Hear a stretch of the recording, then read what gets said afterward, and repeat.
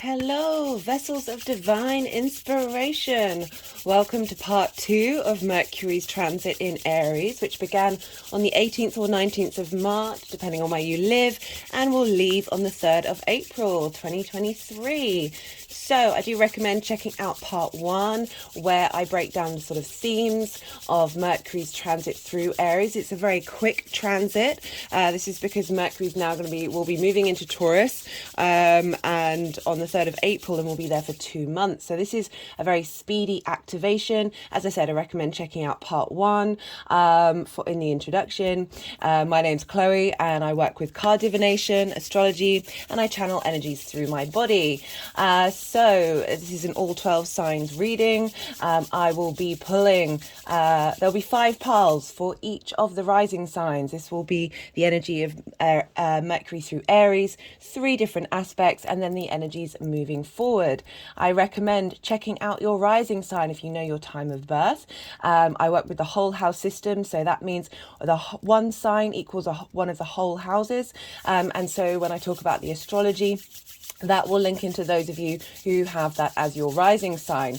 You can still check out your sun, your moon, or any other of the rising signs. We have all of the 12 signs in our chart. It'll just mean that whatever I'm talking about will be about a different area of your life. When I talk about the aspects and how the energies are talking to one another, this will still apply for those of you who don't have the rising sign. While I'm channeling, yeah, the energies will want to move the cards around, and they'll also want to do some energy work. Usually during this time, I don't speak, so sometimes it's quite difficult to channel, think and talk at the same time. The kind of tarot, how do I read the tarot? So I focus on the individual's inner work. If a message comes through that's more about the sort of outside world, particularly when it comes to sort of romance, I'll bring it up, but I do try and focus on the inner work, because the more that we do the inner work, the more our frequency gets in tune to our soul's true purpose, the more the rest of the world vibrates outwardly in reflection of that. So the priority is the inner work. If it's in a personal reading and the question's being asked, that's usually when I'll draw in that aspect of love. Right, so let's light this candle, which is a road opener candle, which is Mercury. So Mercury, the messenger of the gods, is the only neutral planet that we have in the solar system. Oh goodness me, this candle's burnt down quite far. Bear with me, trying not to burn my fingers. Right, there we go. This is because Mercury was the only god who could travel not only to the land of the gods, but to the underworld. So is able to move from one situation to another. Mercury likes to collect information, likes the details, likes to be able to move quickly and be in flow.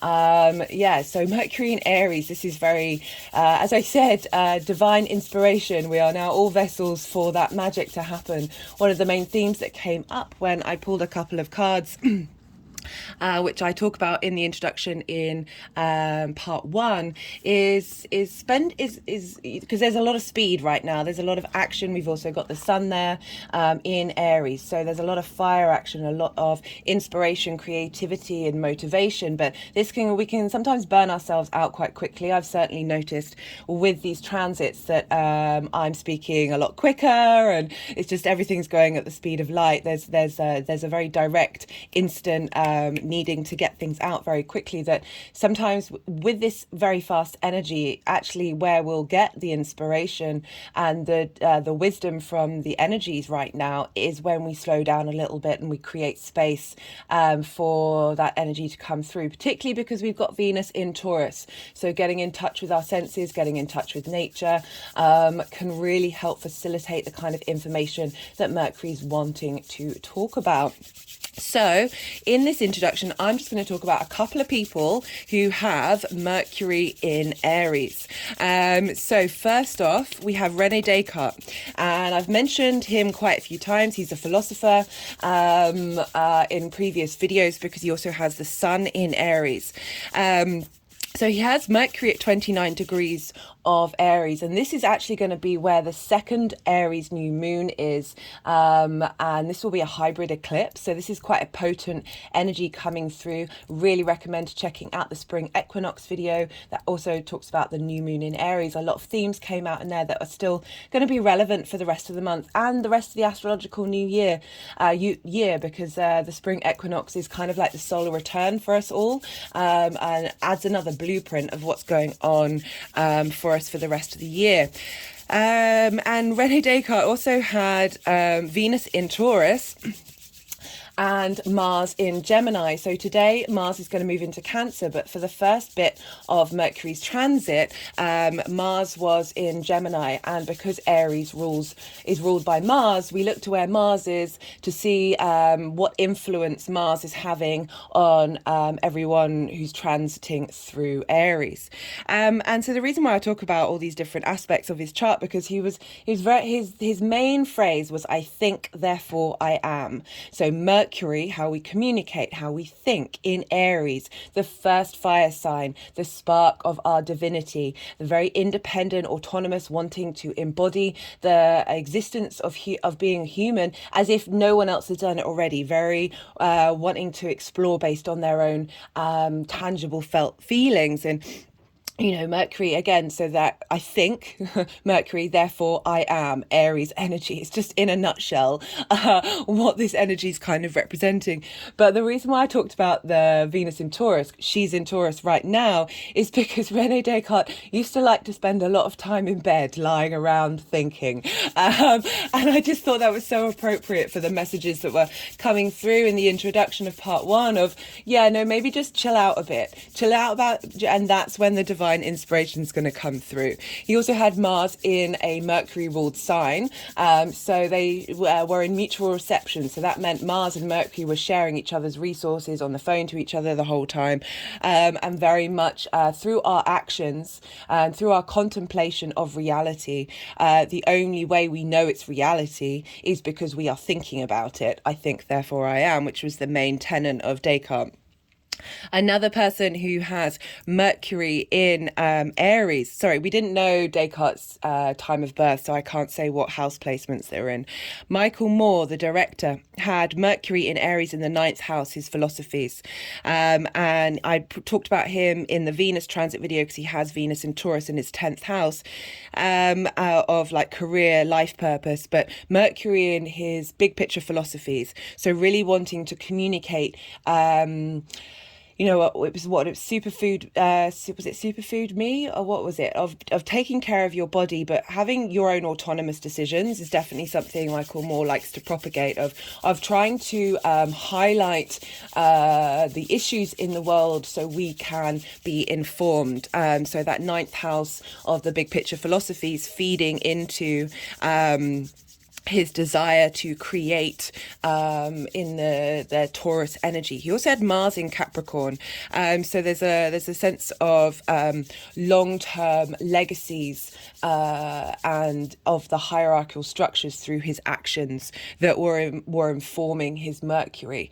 Another person who had Mercury in Aries is Albert Einstein. Again, another person who had Mars in Capricorn, so these long-term legacy actions being manifested by the way of communicating, and he had Saturn in Aries, so Mars and Saturn were in mutual reception because Saturn rules Capricorn. So again, I'm going to be bringing up Saturn a little bit with some of the examples, just because we are doing a Saturn transit. We've had a new Saturn transit in Pisces, and I think people can get a bit scared by Saturn, but Saturn really represents legacy, and a lot of the individuals that I talk about have prominent Saturn placements that have added to their long-term legacy. And regardless on an individual level, like, how do you apply that? Well, your long-term legacy is just as important as anyone who's sort of more out there in the collective, and that's what we're really working on right now. Hans Christians, easy for me to say.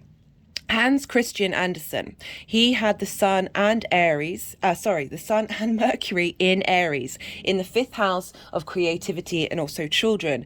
Very famous for retelling of the Brothers Grimm's fairy tales, so children's books. And he had Mars in Leo in the ninth house, so this sense of your philosophies, your actions of the individual self, that sun space. And his first ever story that he wrote was the tallow candle. Let me just I screenshotted the description of it, because it was just, candle is in the first spark of life, this very singular flame rather than... So let me read it. Okay. The tallow candle, whose parents are a sheep and a melting pot, become more and more disheartened as it cannot find a purpose in life. The I am, your purpose, your mode, your drive. It meets a tinderbox who lights a flame on the candle and it finally finds its right place in life and spreads joy and happiness for itself and its fellow creatures. Sun in Leo, Mars in Leo. And I was just like, when I read that, I was like, sometimes the astrology is so completely, utterly ridiculous. Life is stranger than fiction. And a lot of his books were very about... He brought those fairy tales into the real world, and all the children in his books really maintain their own moral authority. So he's fifth house, children and creativity of, Aries very much wants you to have your own autonomy. It's so important right now.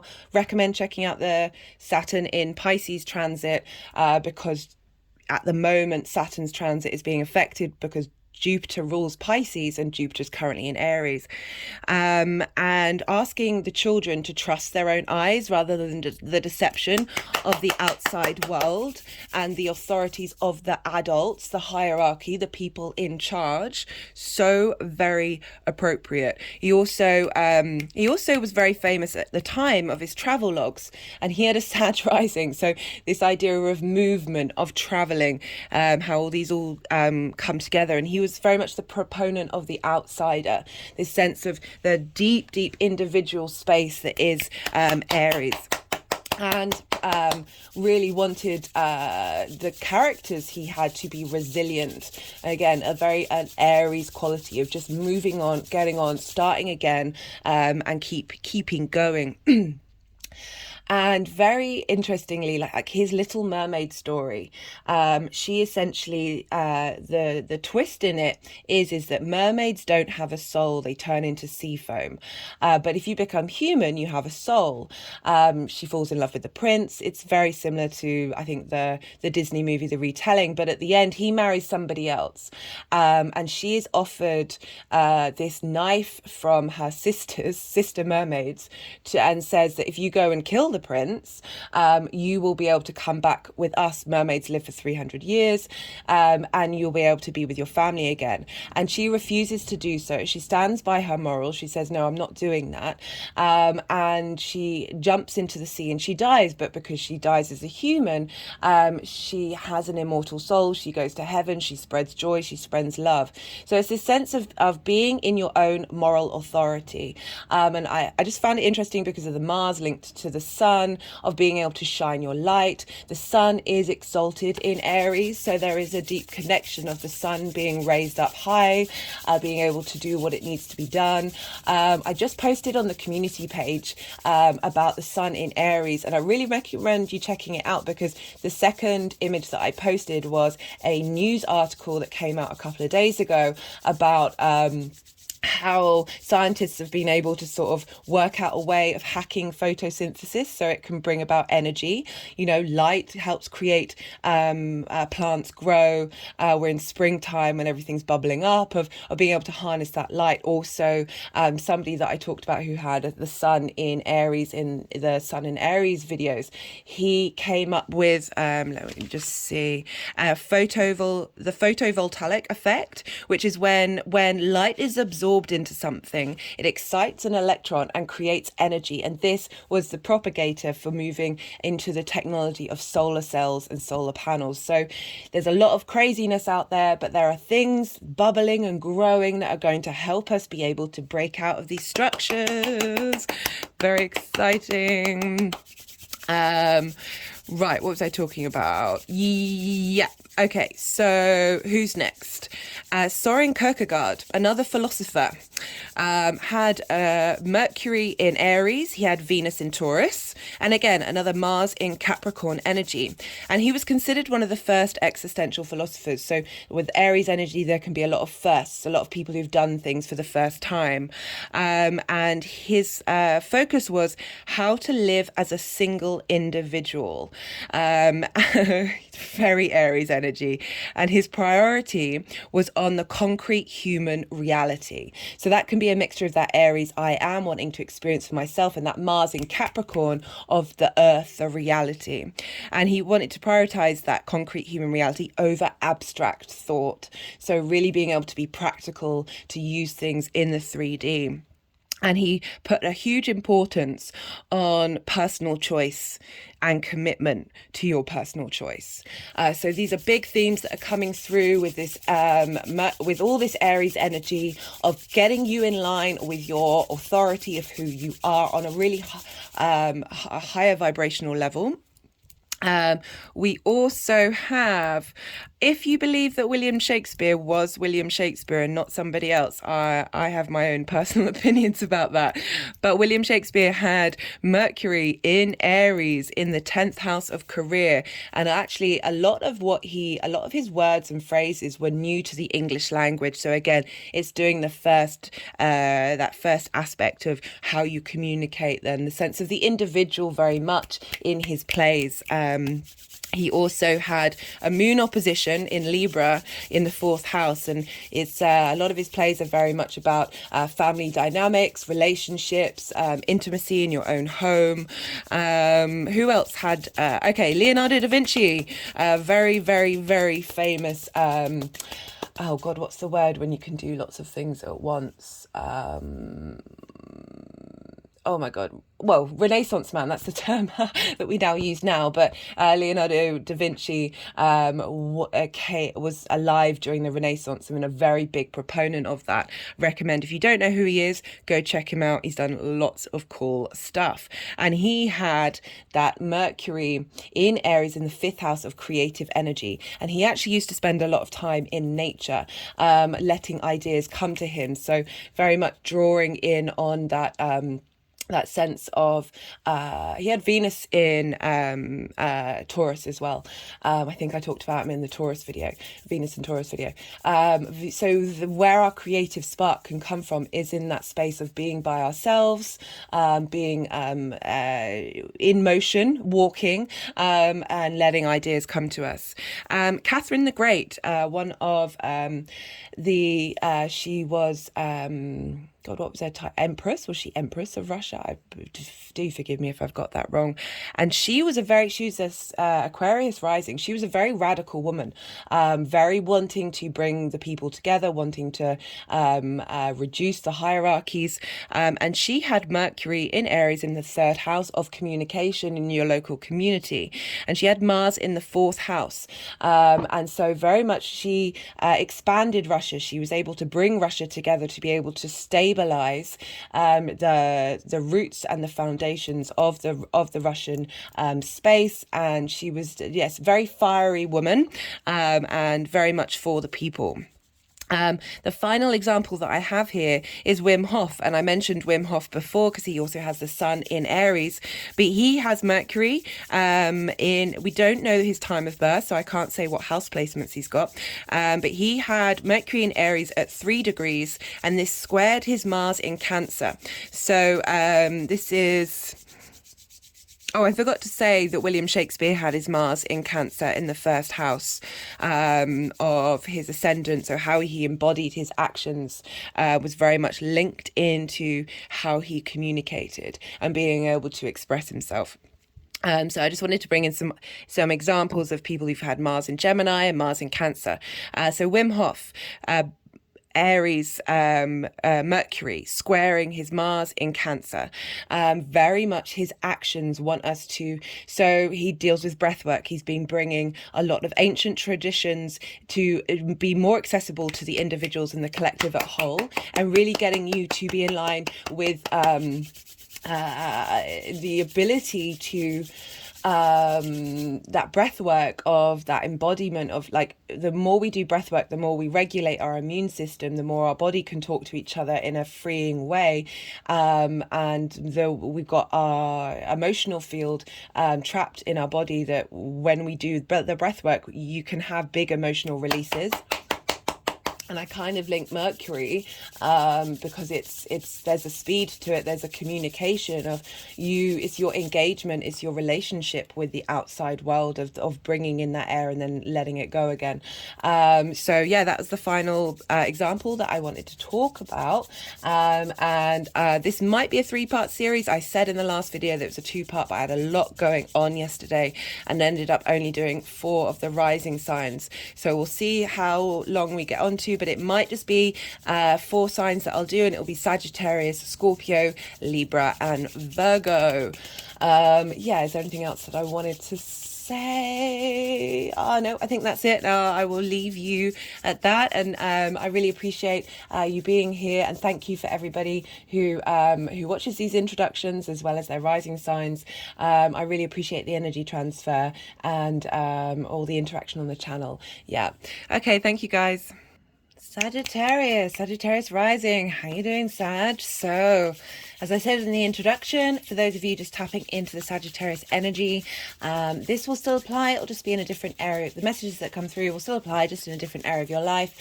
And when I talk about the aspects and how the energies are talking to one another, again, this will still be relevant to what's going on with you in whatever area of your life that Sagittarius falls. But for Sagittarius rising, oh my God, you've got another thing in Aries. Well, we all do, don't we? But for you, Sag, this is trining your Sagittarius energy. And so this is an aspect of Jupiter. This wants to bring about elevation, optimism, a sense of generosity, a sense of growth and expansion, a sense of opportunities. And this is, the fellow fire signs. So you share resources, you're on the same team, you've got more things in common, you're able to understand and utilize that information and energy that's coming through with more ease than you would with other aspects. So you've got a big pile up of Aries energy in your 5th house, and this is the creation space. This is your creative energy, your spark of divine life in your creative space. Beautiful. One of the examples that I said in the introduction, Hans Christian Andersen had a Sagittarius rising. So he had a lot of stuff in Aries. And this is also the house of amusement, of play, of fun, of romance, of short-term dating, rather than the long-term commitment dating or relationships that you have in your life in the 7th house. It's also the house of children. So you've got a lot of energy here. The sun's been in there. Sun is there. Venus is left. She's now in Taurus. But we've still got Jupiter, we've got Vesta and Chiron, and these 3 are the 3 main aspects that I'm going to be talking about with Mercury moving through Aries. This is quite a speedy transit that Mercury's doing, and I do apologize for the delay in getting this out. There's so much going on in the astro weather, and I had to prioritize the sun's transit first because it was making a major aspect before Mercury is. Right, so because we're dealing with Aries, we look to the ruler of Aries, which is Mars. And what's going on with Mars has an impact on the signs that it rules, and therefore the houses that those signs fall in. Mars has been in Gemini, your 7th house, since August last year, so a long time. And today, in a couple of hours, at the time of this recording, Mars will move into Cancer. So for the first part of that transit of Mercury in Aries, it will have been governed by what's been going on with Mars in Gemini. Lots of fire and air here. So fire and air are both day signs, they're yang signs, they like to take action. They're not bound by gravity like water and earth. So there's a speed. The need for speed is quite something. Oh goodness, I forgot to mention that, or I said it in the first introduction, that there's a lot of racing car drivers who have Aries placements, which I think is hilarious, because Mars represents movement. And competition as well. Right, so, and Mars will now have moved into Cancer, which for you, Sagittarius rising, this is in your 8th house of shared resources. So everything that you've learned with Mars's transit, I'll be doing a video on this moving into Cancer, so do go check that out. But everything you've learned about your one-to-one relationships, romantic, business, friendship, that energy of Mars, of what it's learned, is moving into how do you embody your needs in your how you share resources. So the 8th house is about the outside world's resources, is over the 2nd house of your resources, and it's about the give and take in the world.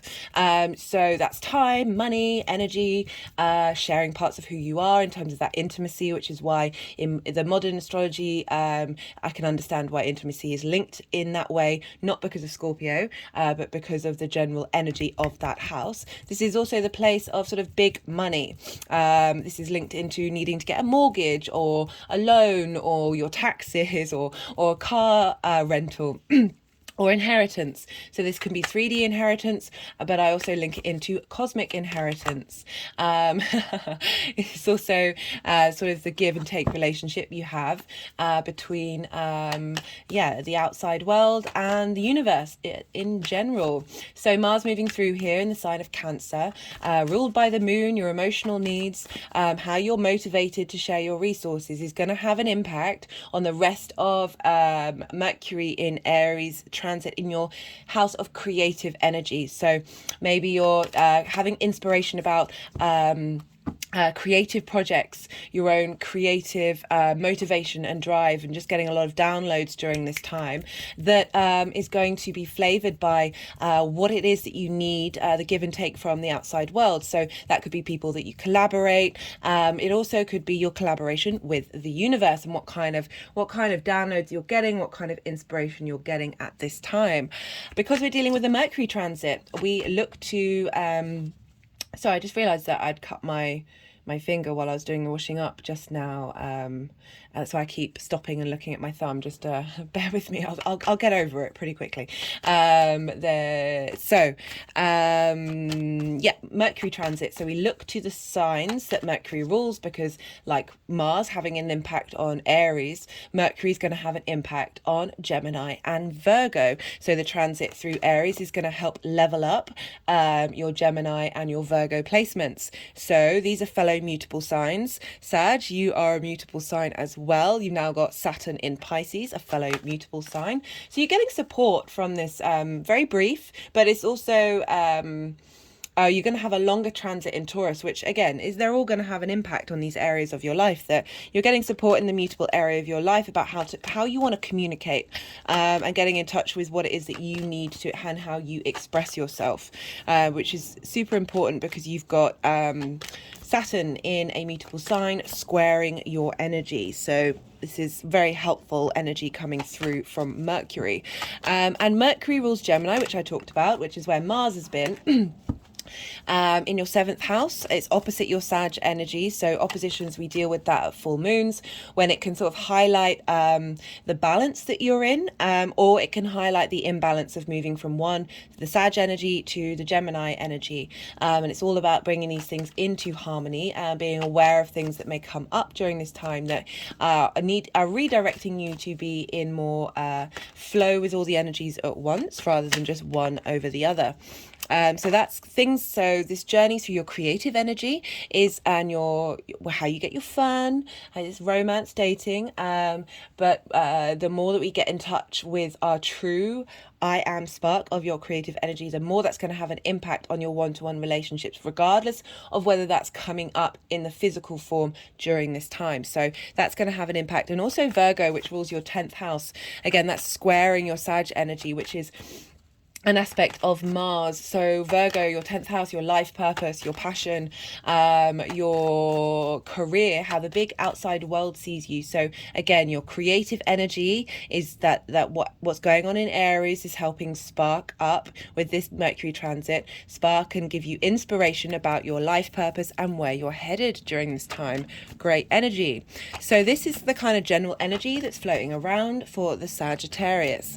Now I'm going to talk about the three aspects. As I said in the introduction, there'll be 5 piles. I'm going to shuffle while I'm talking about the aspects, and then see the energies. We'll want to see where the cards go.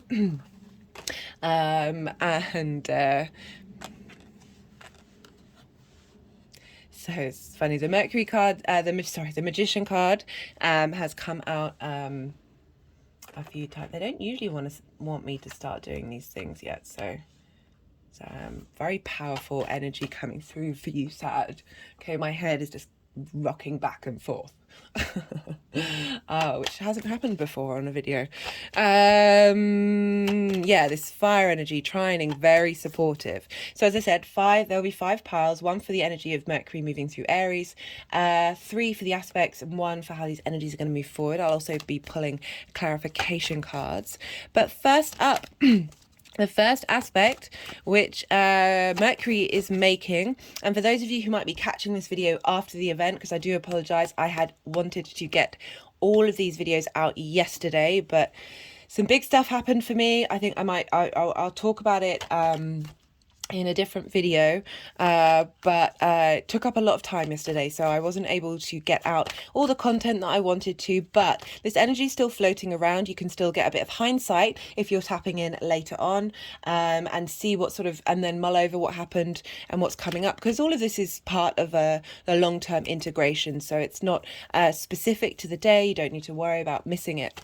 So the 26th of March, this is when Mercury is going to conjunct Chiron.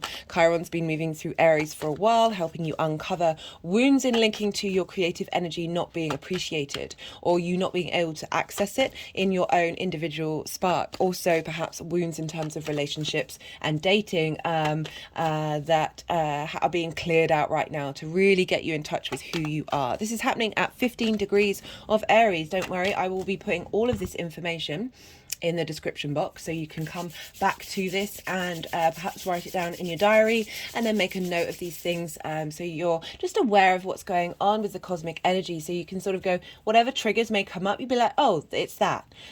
What can I learn from it? How can I move forward? How can I shift that energy to work with my long-term soul plan? Whether you know what that plan is or not, it's just more about the intention of setting that energy.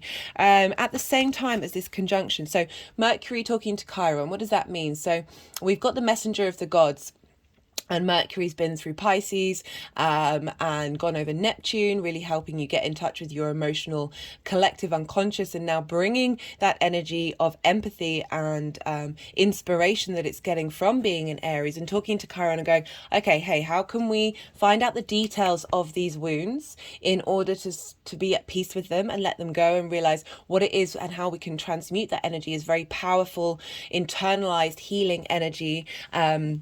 My hand just went over my heart chakra and now it's over the the sacral chakra, which is where our creation energy is held. And how can we heal those energy? How can we heal that trauma? Understand it, appreciate it, transmute it, realize that we wouldn't be here without it. But know that you can shift gears and raise that vibrational level and clear that energy, that stuck energy, from that area of your life, and be able to use that wisdom to not only help yourself, but by helping yourself, you're integrating that energy into the collective conscious, but also help those around you through your embodiment of that healing space. We at the same time, Mars will have now moved into Cancer, so this is now about your give and your take. What you've received and what you've given may be over. You've felt like you haven't had what you've needed in return from what you've given out, and how you're navigating your emotional commitment and drive and motivation in how you balance out that shared resources space. And the moon, because Mars is in Cancer, so we look to where the moon is. The moon will be in in Gemini. So in your one-to-one relationships, helping you connect to what Mars's journey has been during Gemini, and now Mars isn't there. So this is the first time the moon has been there for however many months without Mars, getting you in touch with your emotional needs of what it is that you need from your one-to-one relationships, and having an impact on how that is the energy talking to between Mercury and Chiron. So that's the first aspect. We then have on the 27th or the 28th of March, depending on where you live, we will have a Mercury conjunct Jupiter. So this is 18 degrees of Aries. Mercury conjunct Jupiter, right. So you're a mutable sign, Sag. You are ruled by Jupiter. Gemini is ruled by Mercury. Pisces is ruled by Jupiter. Virgo is ruled by Mercury. These all oppose one another. So there's a lot of difference. So Mercury's the small details. Mercury's about the figuring things out in the day-to-day and having ease in that area of your life, how you communicate. Whereas Jupiter is about philosophy and faith and belief and just knowing, and this sense of expansion and inclusion rather than separating things into small details in order to help our meaning-making mind understand the environment. It's more about believing rather than understanding. So getting these two to talk to each other and help each other out. So this is about integrating those big picture philosophies that Jupiter's been helping you work through, that sense of expansion of who you are, to the Mercury going, okay, I've got that, I'm downloading that. Now I'm going to work out the details of how to apply that in the day-to-day to help your life in the way that you communicate, not only with yourself, with your creation energy, but the people around you, the give and take that you have, because we're dealing with Mars in Cancer now. And also Mercury rules your career house and your one-to-one relationships. So, what's going on here, this communication between Germany, Mercury and Jupiter. J kind of sounds like a G. I get mixed up. I don't have a dominant side of the brain. I've got cross-lateral thinking, which means I don't have dyslexia. I've got like a different version of just braining brain. Cross wires. So this is Mercury's helping smooth those wires, uncross those wires, for having received the wisdom and the integration and cohesion and elevation, because Jupiter's gone past Chiron now. Jupiter's already done that, already made that transmit, passed on that information and wisdom and moved forward with what Chiron's had to tell you. And now Jupiter is imparting that wisdom, helping unblock those crossed wires that Mercury's now smoothing and creating the road to open for you in those areas of your life. Ooh, that's pretty cool. Got a nice bit of channeling there, guys. It always amazes me that when I think I'm just talking nonsense, or like something's just come out of nowhere and I'm like, why am I even talking about that? And it tends to then turn into some channeling. At the same time as this going on, the moon will be conjunct Mars. So the moon's now gone through Gemini, the moon is now with Mars, communicating your emotional needs about your give and take relationship, and how you want to embody that moving forward. Mars is now in the sign ruled by the moon, so the moon's transits to Mars are going to have a big impact on Mars's journey through Cancer. And this is, as I said, this is happening at the same time as Mercury is conjunct Jupiter.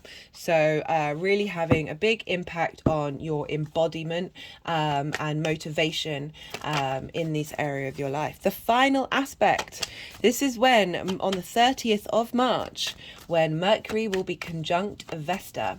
So Vesta is an asteroid, and she's an avatar of a very what's the word?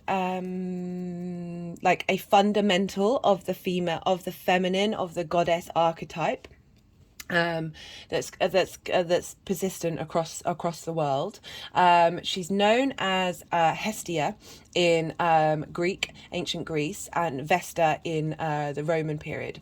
And so Hermes, Mercury, and Hestia used to be the two most common deities that everyday people, everyone would have these two avatars represented in their home. So Hestia represents the hearth, the fire that you gather around to keep warm, commune with each other, and cook food. So she's very much deals with that social, domestic, nourishing side of that energy. And Mercury represents going out in the world, moving around, and also represents business and commerce. So these two were the two priorities of this, is kind of covering all the bases. So I love that these two are having a chat in Aries, starting a new cycle together. Vesta's been in Aries for a while. She's been learning a lot. This is happening at 22 degrees of Aries. And so Mercury's coming along, receiving the information. So with Vesta in Aries, I see it. How do you tend to your inner flame? How do you take care and nourish the spark of who you are, the spark of your authentic soul? How do you tend to that? And Vesta's been moving through this time. You've been probably working through that, whether subconsciously or consciously.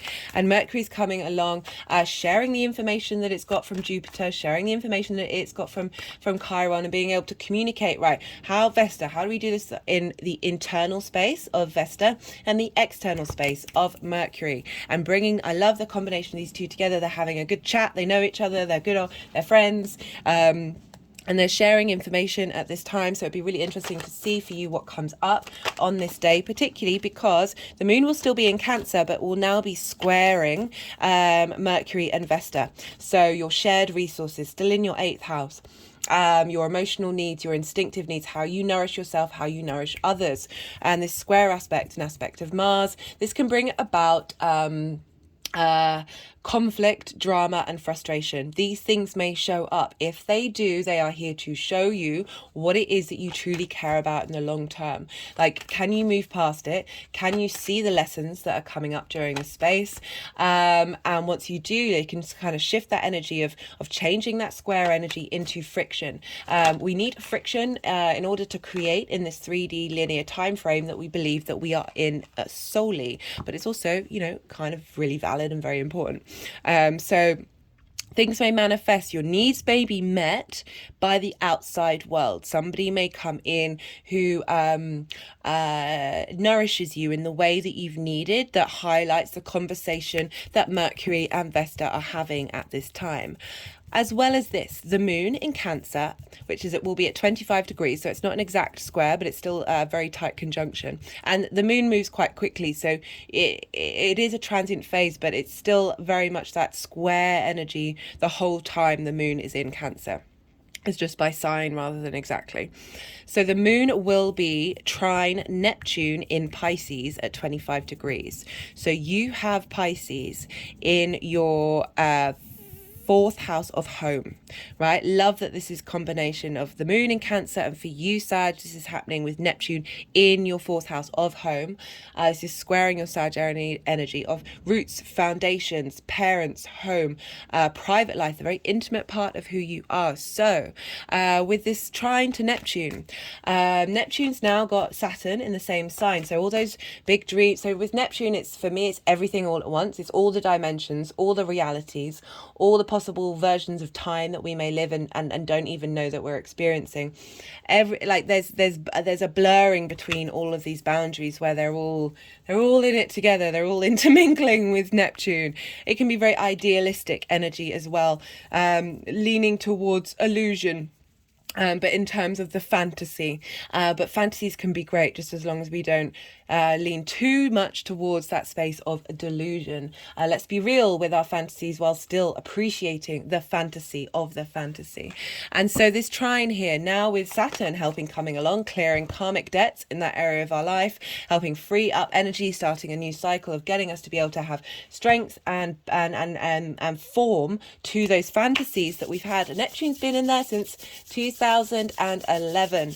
So really helping give structure with this trine of your emotional needs in the outside world, your shared resources, about what it is that you want in your home life, how it is that you want your private life to be, helping clear out your connections. The stuck energy with the ancestors is very important in the fourth house. We have a lot of trauma here, not only linked into ourselves and our own journey. It doesn't matter what our parents do, we still suffer relative trauma. That it also linked into the lineages that we have. At the same time, there's a lot going on the 30th, guys. Venus will be conjunct Uranus in Taurus. This is in your 6th house of work, health, and routines. I've done a Venus transit, and I've pulled cards for this, so do go check that out if you're so inclined. But this is essentially radical new ways of thinking about your work, radical new ways, and integrating it as well, because we've got Venus, and radical new ways of thinking about your routines and your health, being able to take care of yourself. And this is sextiling that moon in Cancer. So bringing in your emotional needs from your shared resources, healing those things, and helping tend your own flame. And the more that we do that, the more we're able to take care of ourselves, which is the 6th house, which can be quite hard work. Same time, guys, there's another thing going on. Saturn will be trine Mars in Cancer. So Mars is at the beginning degrees of Cancer, and Saturn is at the beginning degrees of Pisces in your home life. So you're having long-term shifts and changes, getting you into your own authority, strengthening the foundations of your home life by perhaps shaking it up. This is Saturn, but really getting you to be like Mars in the 8th house of what it is that you want from the outside world. What is it that you want from your one-to-one? How do you give and take? And the motivations that you want to be able to explore in that world on a creative level. As I said, you might be collaborating with people in the outside world of tending to that creative spark, because what's going on in Aries, what's going on with Jupiter is affecting what's going on in Saturn, that you might be just getting really creative at home. Saturn is also linked into legacy. So this is really facilitating some really lovely energy here for you, Sag. I really like this. So these are all the aspects that I am talking about. And let's see if they want any more cards for you. Yeah, that all that fire energy that you've got in Sag, with all this fire energy in Aries, a lot of speed, a lot of momentum. Remember to stay hydrated, remember to eat, remember to sleep.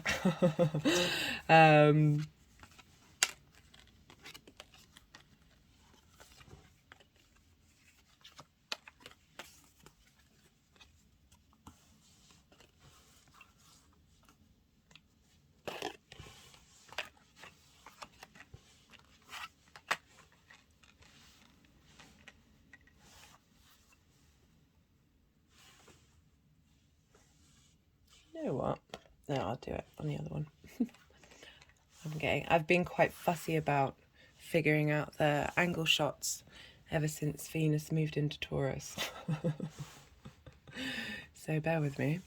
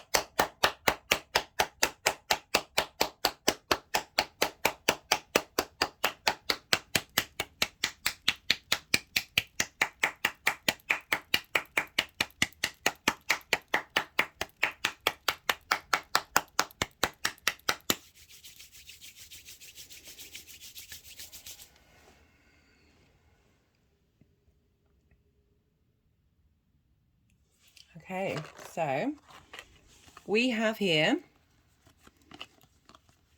this has been quite consistent with a lot of the readings lately, where it's highlighting just how much we're clearing. The energy that we've been working through and the spaces that we've been in, and these transits are so supportive. It's beyond ridiculous. So we've got the Eight of Swords, the Nine of Swords, and then the Eight of Wands and the Three of Wands. So the Eight of Swords is kind of like in a cage of your own making, a mental cage of your own making. That there's a stagnant energy. You're not your legs aren't bound. You just need to move a little bit for the binds to fall away, for you to remove the blind fold and be able to see that there is in fact a way out of a situation. Very much realizing that reality is very much an illusion, and shifting your perspective about something often reframes what's going on, and you sort of opening up a different vibrational level. We've also got the Nine of Swords. This is sleepless nights, this is nightmares, this is anxiety over things that are often very much outside of your control, we get on a feedback loop. I talk a lot when this card comes up about how the mind is an addict. I love the mind. This is not me discrediting it. Integration of all these things is so important. But the mind is legitimately an addict. It can't help it.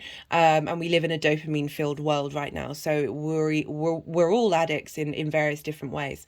But in particular, it will get addicted to the hormones you produce when it says certain things that make you feel a certain way, and then it'll feedback loop. And the easiest hormones are adrenaline and cortisol, as well as dopamine. But this is more about adrenaline, and it's more particularly about cortisol, a mixture of both. That it's very easy to produce that, and so the mind then gets addicted to that process and is able to access the thing that it's addicted to very quickly.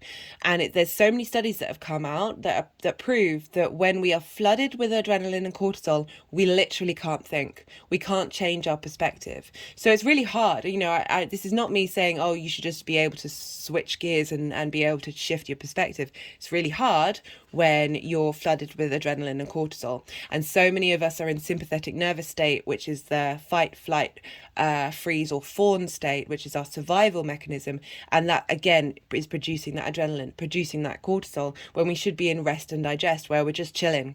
Not chilling having nightmares, because the mental traumas that we face have the same effect as the physical ones. Like, it's ridiculous. And so it's very difficult in the current climate that we're in to break that cycle.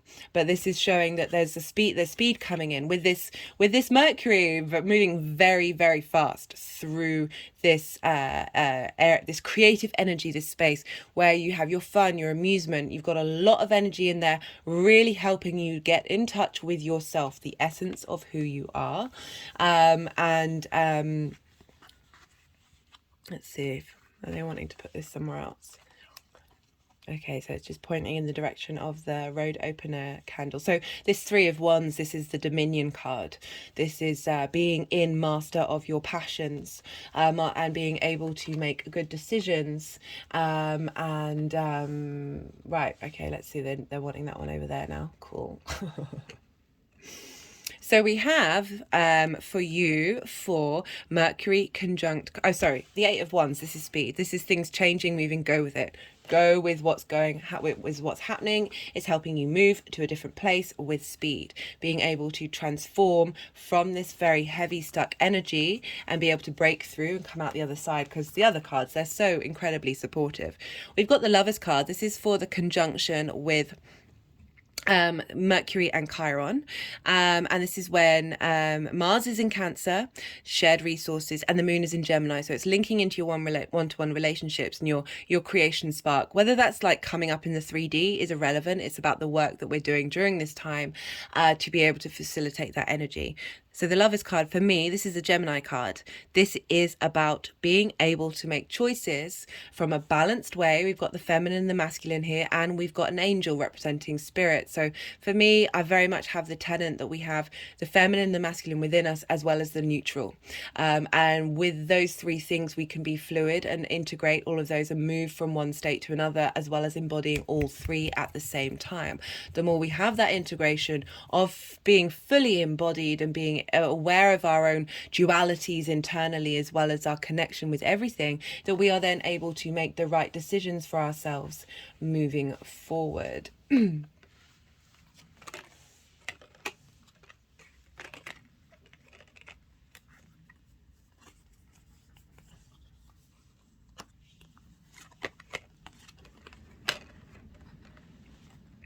So I love that that's happening with the Chiron conjunction, as I talked about, like that, healing those wounds. And this also can be wounds linked into relationships. Of course it can be that of sometimes we don't make the right decisions. Sometimes we fools rush in. Love can, those hormone releases can very much completely overflow us. And it is one of the most intense emotions that you can have, that can also lead to deep heartbreak. But and just sort of constantly thinking about it and obsessing over it and focusing on it. Whereas if you tend to your internal creative fire, as I said, and not crave these outward things, that the universe will then provide based on your frequencies. So we have what are we doing? This is one of their favorite things to do, is just when I'm about to start reading, they'll change them over. So we have for the 27th or the 28th of March, this is when Mercury is conjunct Jupiter and the moon will conjunct Mars in Cancer. I love this. This is the Queen of Wands energy. This is leveling up of that fire energy, that creation energy. The Queen of Wands is very happy to change her mind and start and do something new, very in command of who she is. You know, she's sitting in a very dominant position where she's very sure of herself there, but there's a desire for inspiration and creation, and she has all of that within her, and she's able to just move with speed and not hold on to things, rather. So, you know, these are definitely energies of being stuck and being stagnant, and this isn't just the Page of Wands, this isn't just the Knight of Wands, this is Jupiter and Mercury communicating the wisdom that Jupiter's helping you integrate in that 5th house, that fire energy of Aries, with Mercury, of like, oh, what fun things, what creative things how are you going to apply this in your day-to-day? Love it. This is a great reading, Sag. You've had quite strong readings in the last couple of transit talks that I've done. So for when Mercury is conjunct Vesta on the 30th of March, we have the 3 of Cups. This is communion and celebration, and it's kind of making me think about, you know, Vesta and Mercury talking to one another and being like meeting old friends, having chats, and how you've got this in your 5th house of creativity and amusement and fun and entertain, the things that give you pleasure. And you've got the moon in Cancer in the 8th house of your emotional needs being met by the outside world. That I really feel, this is very much a symbol of meeting with like-minded friends, of like-minded people, and being able to celebrate each other. This also can be a celebration of the journey that you've made and the integration that you've made with that healing, of getting in touch and celebrating your creative power. So I'd love to hear from you, Sag, to see what comes up. For this energies moving forward, we have the Magician and the 3 of Wands. So the Magician is the Mercury card. This is about taking action. This is the ability to realize you have all the resources that you need in order to take action to manifest in the 3D world. Love this for you, Sag, in the 5th house. And we've got the 3 of Wands, Dominion. This is following the 2 of Wands of having studied the lay of the land, really got to know your stuff. And this is all fire as well. This is passions. This is your motivations, your drive. But having taken time to work through some things, get the understanding of who you are and where you're at, be really sure of what's going on. This person's on a very high vantage point. They are standing on a cliff and they are watching their ships go out. And their ships are going out on a new adventure. You could be going out on a new adventure. But in a really strong space of being able to utilize that creation energy and have that ripple out in the rest of your chart. Oh, I love this because remember, this Mercury transit's impacting your one-to-one relationships of your 7th house and your career house.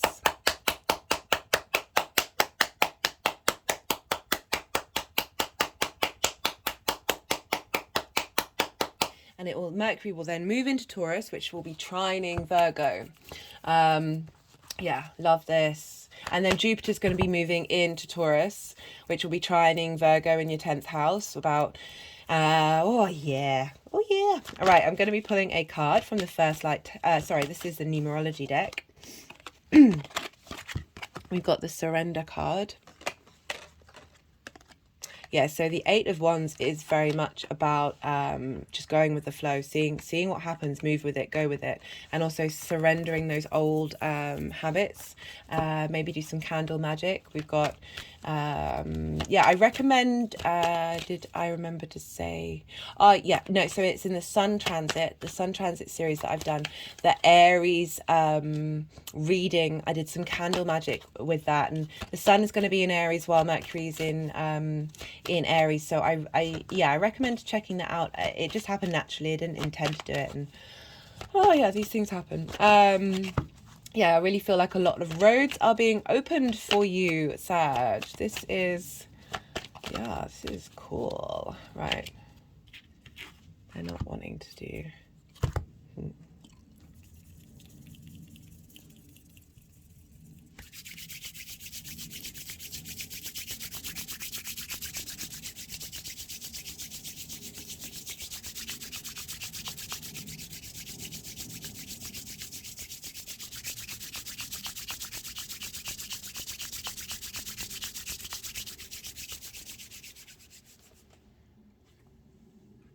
Okay, they just moved over the sacral chakra again, and now they're putting the energy into those initial cards. I just had an energetic release, and now they're doing the same but moving to the Magician. Cool. Love this stuff. I love it. Right, now I'm going to pull. So usually when the cards go at the beginning, I like to pull some more cards, so to see what comes out at the end. Let's see what else we're getting for you, Sag. But that's the beginning, guys. I'll come back. I'll do the First Light. This is the First Light Tarot. This is made up of Major Arcana question cards and statement cards. I usually pull cards until we get a Major Arcana. That definitely wanted to come out. Okay, so this has been coming out so much, this card, and so many other cards linked into this message. There is big shifts happening for us all. It's this is what happened to me yesterday. I'm going to talk about it in a separate video. I'm not I might talk about it in the introduction in part 3 if this is a 3-part video. But that message has been coming out really loud, and it's really just showed up in my own life quite very strongly, and actually quite creepy. Like sometimes I can't lie, the astrology is just creepy. I need to find a better word for it. It's basically when it's just so on point that you're like, oh, okay, is there free will? What's going on, guys? We've got Source, Love and Light. Love that for you. Love that. Beautiful, Sag.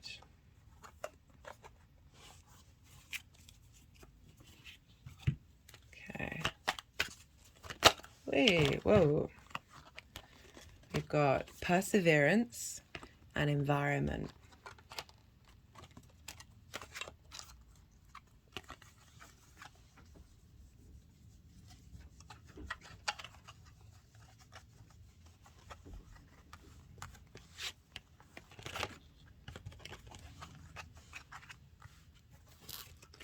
So your environment's changing. Your environment is changing, guys. I'm not sure where they're wanting to put Perseverance yet. Let's see.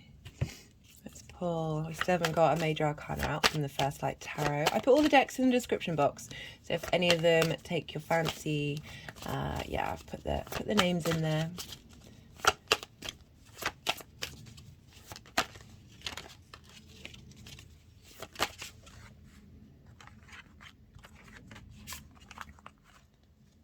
got nature.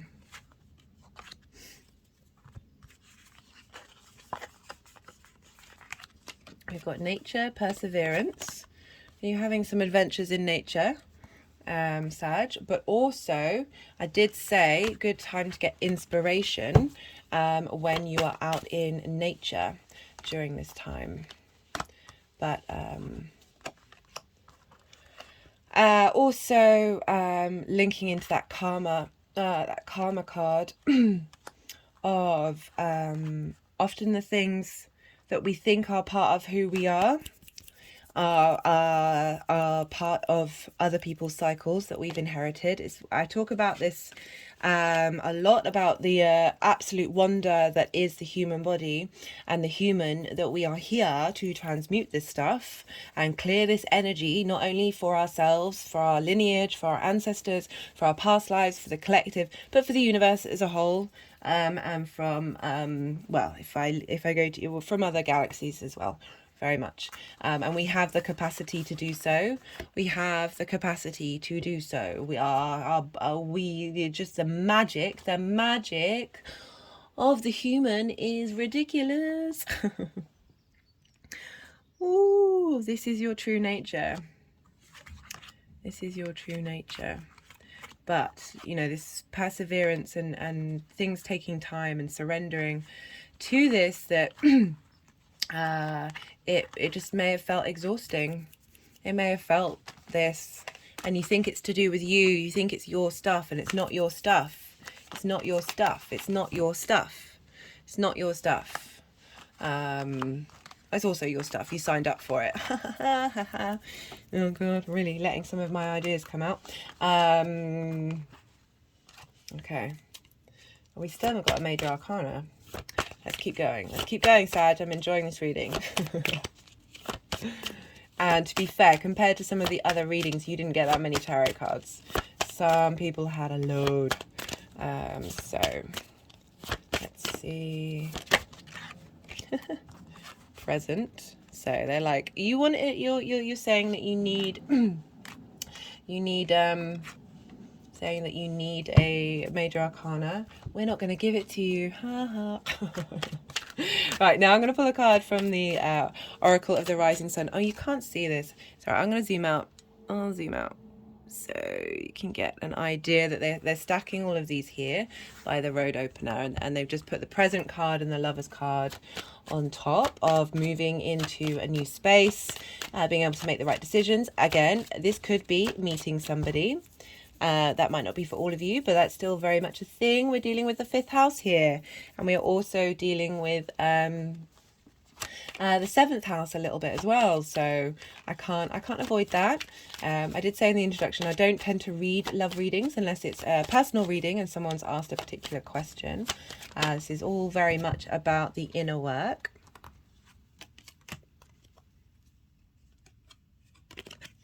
Okay. I thought some cards flipped over, but they didn't want any of them.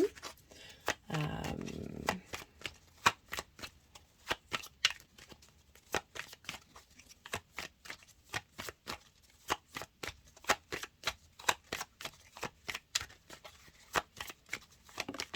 we go.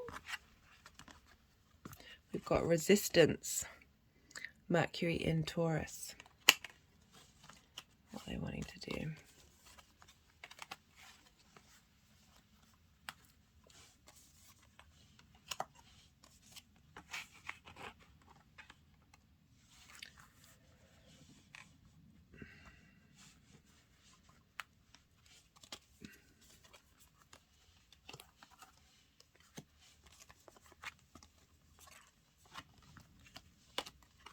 So they put the resistance card right at the bottom, and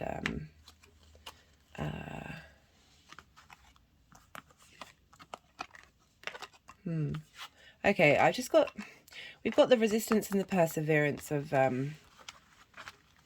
past environments, having to resist, having to persevere, having to keep going, despite the weight that is being put on them, despite the cage that they are in, that it's the slow, long slog of being a human being, but having to,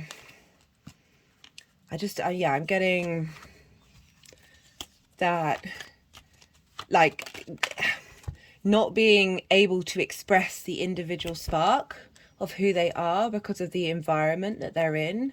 Just got the revenge card come up. It's pretty intense, isn't it? Of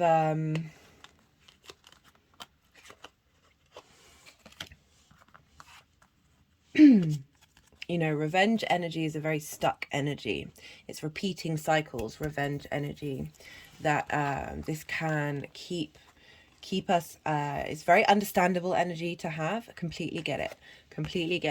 That is a very, very, very, very natural thing to have that response mechanism, and you can be very resistant to thinking in different ways and new beginnings, and changing the perspectives.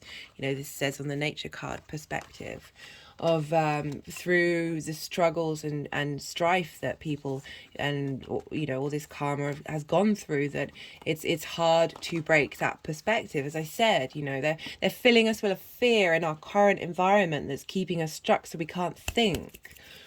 Oh yeah. God damn.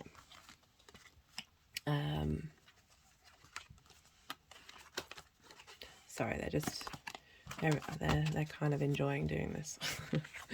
It's all part of the process. I definitely feel that it is it helps clear the energy as well. It's helping getting the message through to a sort of integrate what's going on.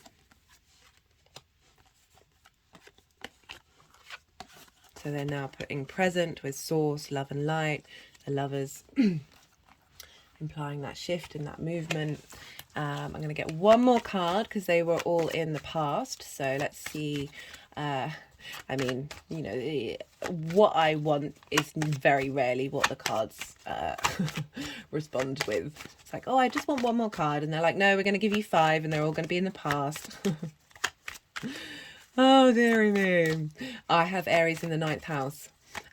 This makes me very combative with the higher energies. And they're quite combative back. Right, so yeah, interesting message coming through for you, Sag. Submission. Again, that was what I was getting. That was that vibe that I was getting. Yeah, I mean, I could easily, you know, use your imagination of what that might be in any form. We are dealing with, that's too many. We're dealing with all of the human race's trauma that we've ever gone through is really bubbling loud and proud right now. It's all coming out in various different forms. And this is a big karmic clearing time. It's the human race has done some despicable things in order to survive, or we've got birth.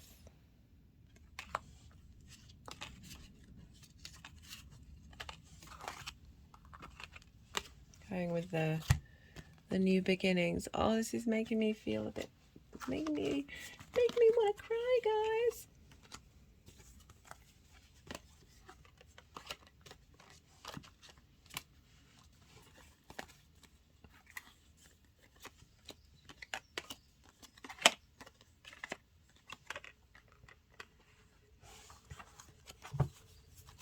One more.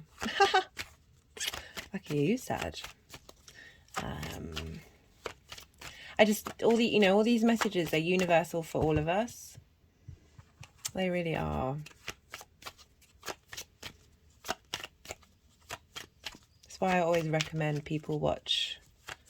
It's not just, you know, I'm not seeking out views and length of time. It's just sometimes these messages just really, they really hit my heart quite hard. Whoa, whoa, whoa. Generosity.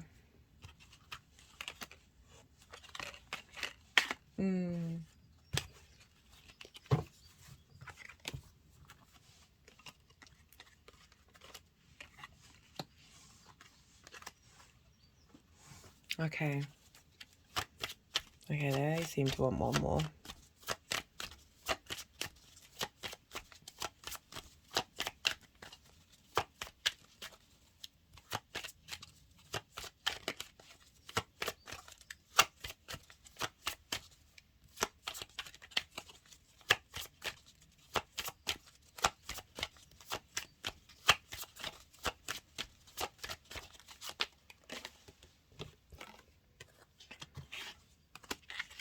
So this card's came out in the last reading. This is lust, but it's lust for life.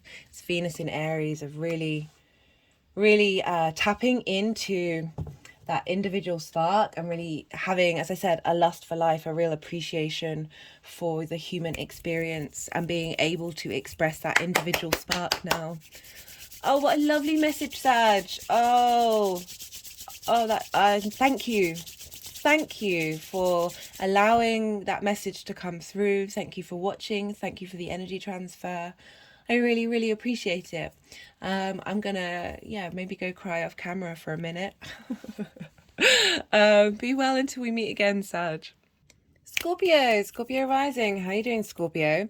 As I said in the introduction, for those of you just tapping into the Scorpio energy, what messages come through will still apply, but it'll just be in a different area of your life.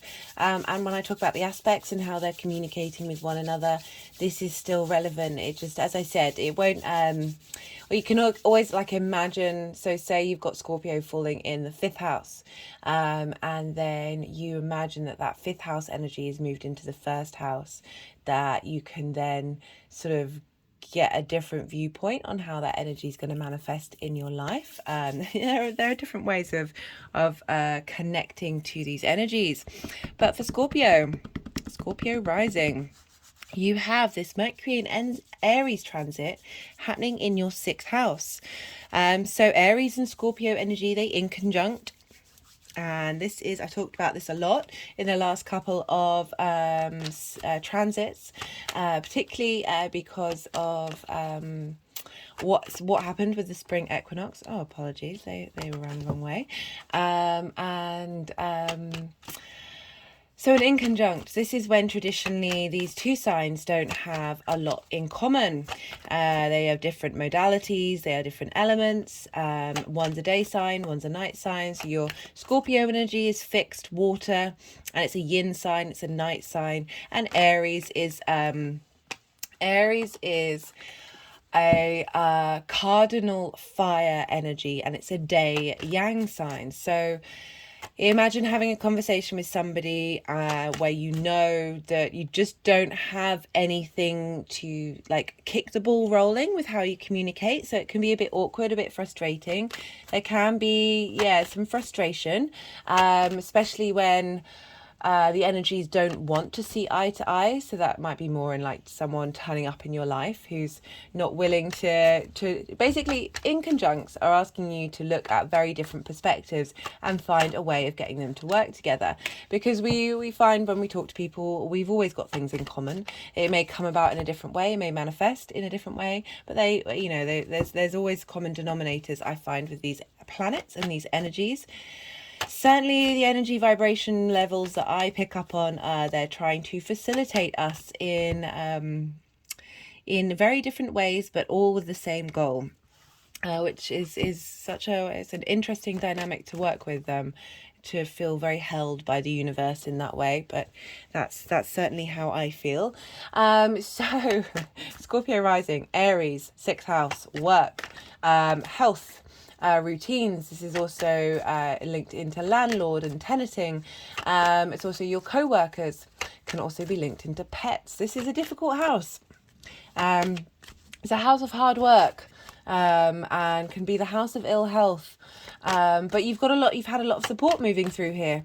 And Aries is moving through here very quickly. So you've had Venus, she's now in Taurus in your 7th house, opposite your Scorpio energy. I really recommend, Scorpio, if you haven't watched the Venus in Taurus transit, check that out, because every aspect that Venus is making through Taurus is activating the 4 eclipse we had last year. And as you've got the nodes in your sign, then this is gonna be relevant to what's going on with you right now. Anyway, so Venus and Jupiter, the 2 benefics. You've had Venus there, she's now left. Jupiter's still hanging out there, is going to be there for a couple of months, helping you give a boost, a sense of vitality. Now got the sun there, again, even more vitality and illumination of how you work, how you take care of yourself, your health. So you're really getting some strengths in this area of your life. And you've also got Chiron and Vesta. So Chiron can be difficult, about bringing up wounds, issues around how you've been seen in your working life, how that affects how you work, and how it affects your health and the routines that you're able to do.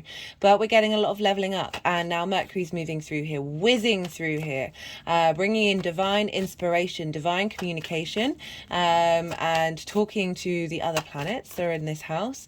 And yeah, just generally, there's a lot of momentum with Mercury in Aries. There's a lot of being able to move on quite quickly from topics, not necessarily holding on to that emotional connection, which as a water sign, that is certainly something that the water elements do very well at. But there's a need for speed right now. Because we're dealing with Aries, we look to where Mars is. And Mars, because Mars rules Aries. And so what's going on with Mars has an impact on what's going on with Aries. So we look to where Mars is. So today, in a couple of hours, I do apologise. I meant to get these videos out yesterday, but something big came up, which I'll talk about in a different video, but very much linked into a lot of the energy that I've been picking up on about karmic clearing. And it just took up a lot of time, so I wasn't able to do these videos. However, so Mars, right, in a couple of hours is moving into Cancer, having been in Gemini since August last year. So Gemini for you is your 8th house of shared resources. So the beginning bit of Mercury's journey in the 6th house has been impacted by what's going on with Mars in Gemini. Mars is, will be at 29 degrees at the time of recording, and will have moved into Cancer. So really tying up all those loose ends of bringing things together, of your give and take with the outside world, how you are motivated and driven, whether you how you share information and collect information, but also just generally like action taking from the outside world in and you to the outside world. So Mars will now have moved into Cancer, and so Cancer for you is your 9th house it's a fellow water sign. It's trining your Scorpio energy, so you've got support here now from Mars having been in conjunct your Scorpio energy. Again, the 8th and the 6th house are both in conjunct your ascendant sign, that it might have felt a bit difficult, a bit uncomfortable, but you've hopefully managed to get on the same page by now. And so Mars has moved into Cancer, trining same elements, so you share resources. Trines an aspect of Jupiter, wanting to bring about wisdom, elevation, coherence, and opportunities. And this is in your 9th house of your higher philosophies. This is also mastery of something, or going on a traveling to a land that you aren't familiar with and immersing yourself in a culture that helps broaden your perspectives. The 9th house is all about perspectives. So it's also linked into your perspectives against how you map out the world and the universe and your place in it, linking into God, philosophy, spiritualism, morals, however that those ideas, those big concepts of how you fit into your day-to-day that's going to be funneling into your 6th house of work. And your health, and your routine. So maybe coming across different ways of looking at your health, being motivated to take action in sort of ideas about that, or your work, getting inspiration from your perspectives about how to apply that to your working life. Because we're dealing with a Mercury transit, we look to the signs that Mercury is ruling, and so whatever's going on with Mercury is helping level up the signs that it rules, and therefore the houses that they fall in. And for you, Scorpio, Gemini is in your 8th house, where Mars has just been, as I said, those shares, resources. And you have Virgo in your 11th. This is hopes, dreams, friends, groups, alliances, the kind of vibrational frequency you want to draw towards you, and perhaps how you are viewed in your groups and your alliances, but in particular your hopes and your dreams here. Mercury's very quick transit through the 6th house of how you appreciate your work, how you're inspired by your work, inspiration and linked into your health and taking care of yourself, and getting these routines really creative, and you've got the motivation and the momentum to put them into force. And that this is helping you in terms of, so the more that we get in line with these aspects of the 6th house, this hard work house, the more we're able to have good foundations to hope and dream, the more that we rejig our vibrational level to bring in people in our lives that match that sort of ethic that you have, and the again, linked into health, maybe some people turn up in your groups and your alliances that help give you inspiration to take care of your health, as well as your big picture philosophies. So yeah, these will all help those areas. But Mercury's going to be moving very quickly on the 3rd of April into Taurus, where it will spend 2 months. So I'll be doing a transit video for that, but that's going to really focus having taken care of yourself. You're now going to be able to communicate what your needs are in your one-to-one relationships. So looking forward to doing that transit for you all. Right, so that's just a general energy that's going around right now for you, Scorpio. So let's talk about the aspects. So as you can see, I've been pulling some cards. I'll keep shuffling until I go finish at the end, but we've got a pile at the beginning, which will be Mercury's journey through Aries. We've got 3 piles linked into the 3 aspects, and then we have the pile for these energies moving forward. And yeah, so the first aspect that we've got, this is on the 26th of March. So if you're watching this after the event, don't worry, this energy is still around. This is all integration. Now you've got time to reflect on it and look back on it and see what came up, and be able to integrate it. As I said, I apologize, I wanted to get these videos out yesterday, but haven't been able to do so. There's a lot going on in the astro weather, so we're really there's as I said, there's a lot going on. So this is when Mercury is conjunct Chiron. Chiron is the wounded healer, helping you learn from the wounds that you have, not only to help heal yourself or be at peace with those wounds and transmute that energy, but having done that, that's sort of integrating into the collective consciousness, and then helping the people around you from your embodiment of that clarity of understanding about your wounds. So Chiron moving through the 6th, this is wounds and linked into work, whether you've been valued in your work, whether you're valued by your co-workers. This is also can bring up issues with health, and working out what gets in the way of your routines and you being able to take care of yourself. So Mercury coming here and having a chat with Chiron, what's that about? So Mercury's going to be moving quite quickly. This is at 15 degrees, don't worry, of Aries, don't worry. I will be writing all of this in the description box, so you can come and check that out, maybe write it in your diary and see what comes up at that time. You know, Mercury is going to be like helping disseminate in the details of the wounds that you have, and being able to see break down those details and understand what's going on with those wounds and how to heal them. Mercury is also very much linked into doctors and healers. The caduceus is Mercury, which is the symbol, the universal symbol across the world for doctors, is one of healing, and it was Mercury's in the Greco-Roman tradition. At the same time, because we're dealing with Aries, we look to Mars. Mars has now moved into Cancer. So again, getting you in touch with your motivations behind your perspectives and what drives you is going to facilitate you being able to take care of yourself.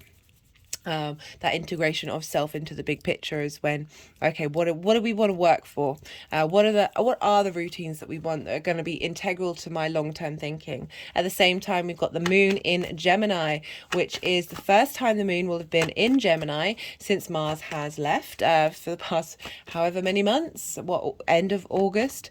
And so now this is the first time the moon's there, about shared resources. This can mean that something comes in from the outside world that tends to your needs and your nourishment, or you're now highlighting, because we're dealing with this conjunction with Chiron, that that you may get triggered by the give and take of the outside world that is helping you heal those wounds in the 6th house. Or, as I said, that healing process has already been going on for a while, that the outside world, your mood to the give and take of the outside world may have shifted during this time, to help you get more into balance about what your emotional needs are, and how you emotionally care for other people, and bringing that into balance during this time. Because sometimes we can prioritize others rather than taking care of ourselves, which is very much the 6th house energy. Scorpio, I had to pause for a second, so and my brain does memory dumps. I think we've got to the second aspect. I do apologize, sorry if I'm repeating myself. So on the 27th or 28th of March, this will be when Mercury will be conjunct Jupiter at 18 degrees of Aries.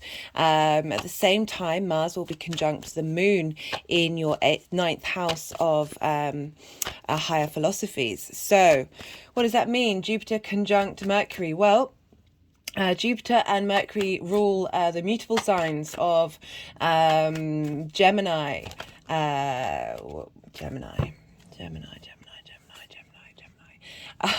sorry, my brain just readjusting. I just had a little bit of a I sat and meditated, and some messages came through, so still processing. Gemini, Virgo, Sagittarius and Pisces. And so Jupiter's linked into your big picture philosophies. It's about a sense of knowing, a sense of wisdom, rather than a sense of understanding, which is more Mercury, of bringing those small details together, and the meaning making machine, and being able to apply those in the day to day. So how do we get these two energies to talk to one another?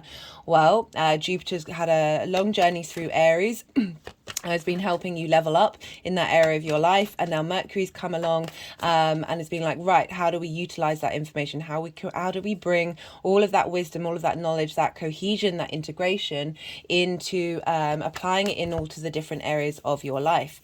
A lot of inspiration is coming through from Mercury right now, a lot of clarity, a lot of details that can help you integrate those big picture philosophies. So this is a poignant transit.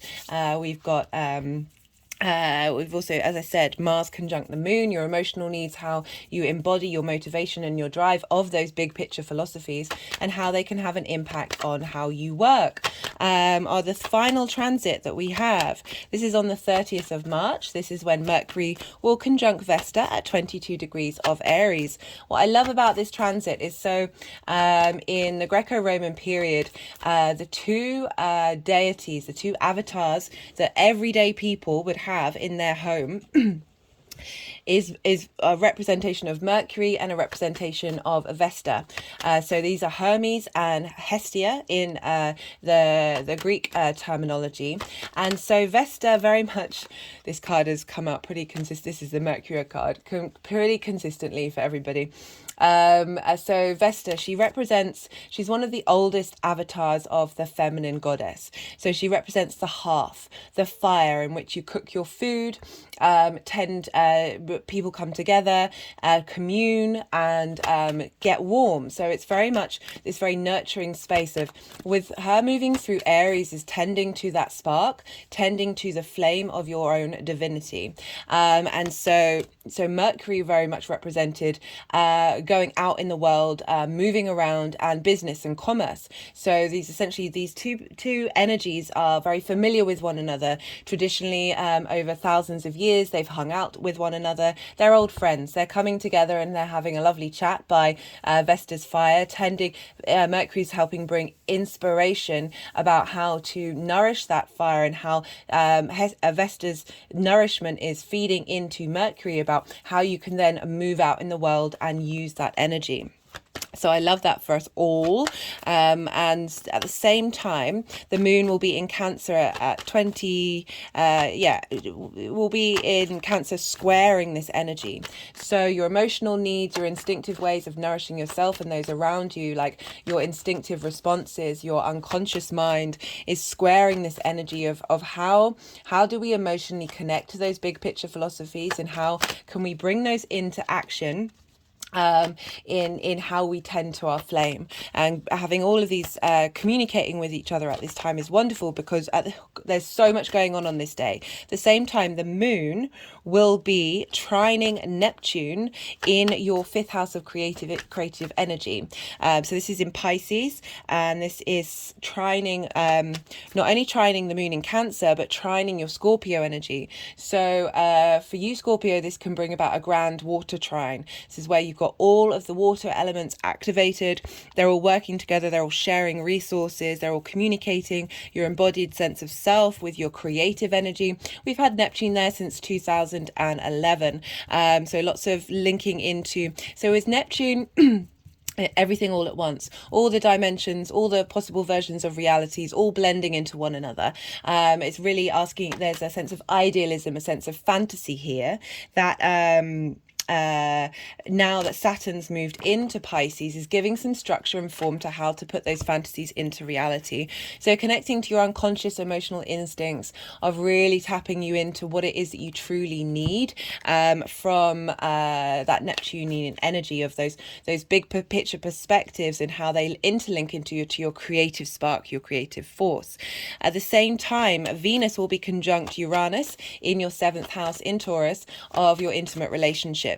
I've pulled cards on that in the Venus transit, so do go check that out if you so feel inclined. So really bringing in radical new ways of connecting to your intimate relationships, getting you in touch with your true maverick self, and really sort of also potentially really taking a shift and a change of how you interact and harmonize in your one-to-one relationships. At the same time, on top of that, we've got Saturn at the early degrees of Pisces trining Mars at the early degrees of Cancer.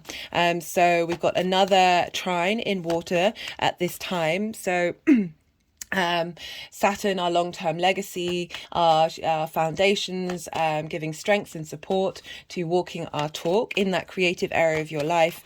Trining Mars, your embodied emotional response mechanisms to your big picture philosophies. So really this transit is really setting us up in so many different facets of our life. There's a lot of water here, as well as all the fire. So our passions and how we emotionally connect to them. Wonderful. So that's the final aspect that I wanted to talk about. So let's see if they want any more cards to come out. Nope. And now we're going to see where all these cards want to go. So do bear with me for a second. And this can, this is when, as I said in the introduction, this is when the energies and I, or the energies through the vessel that is I, will be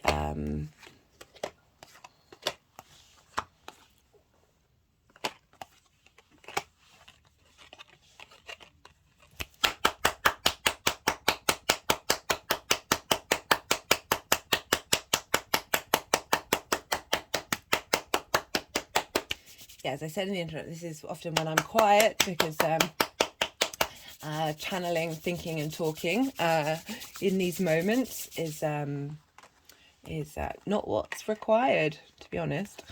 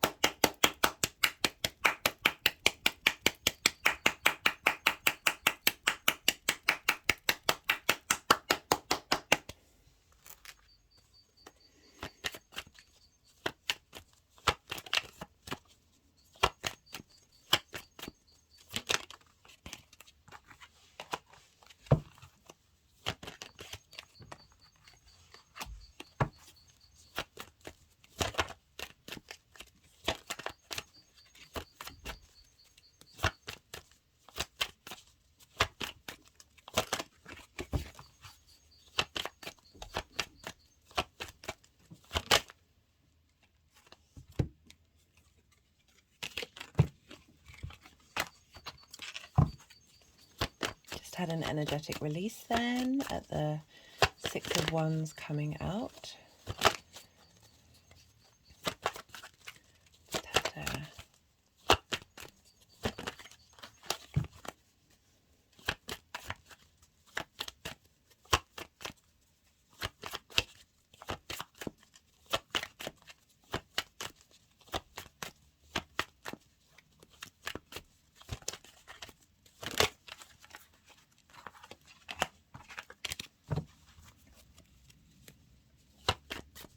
Lots of powerful energy for you, Scorpio.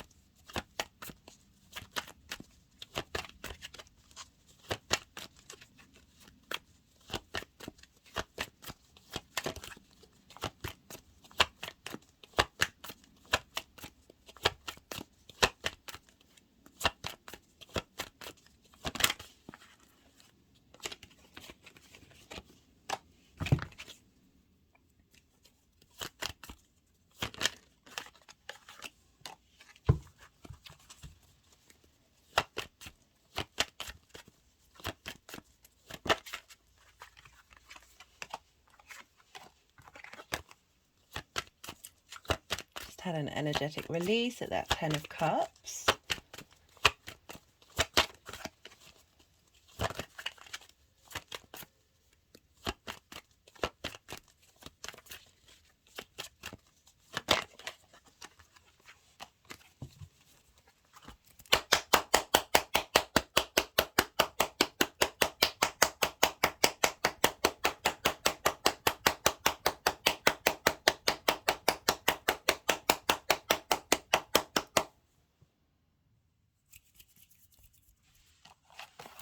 Right, let's start again.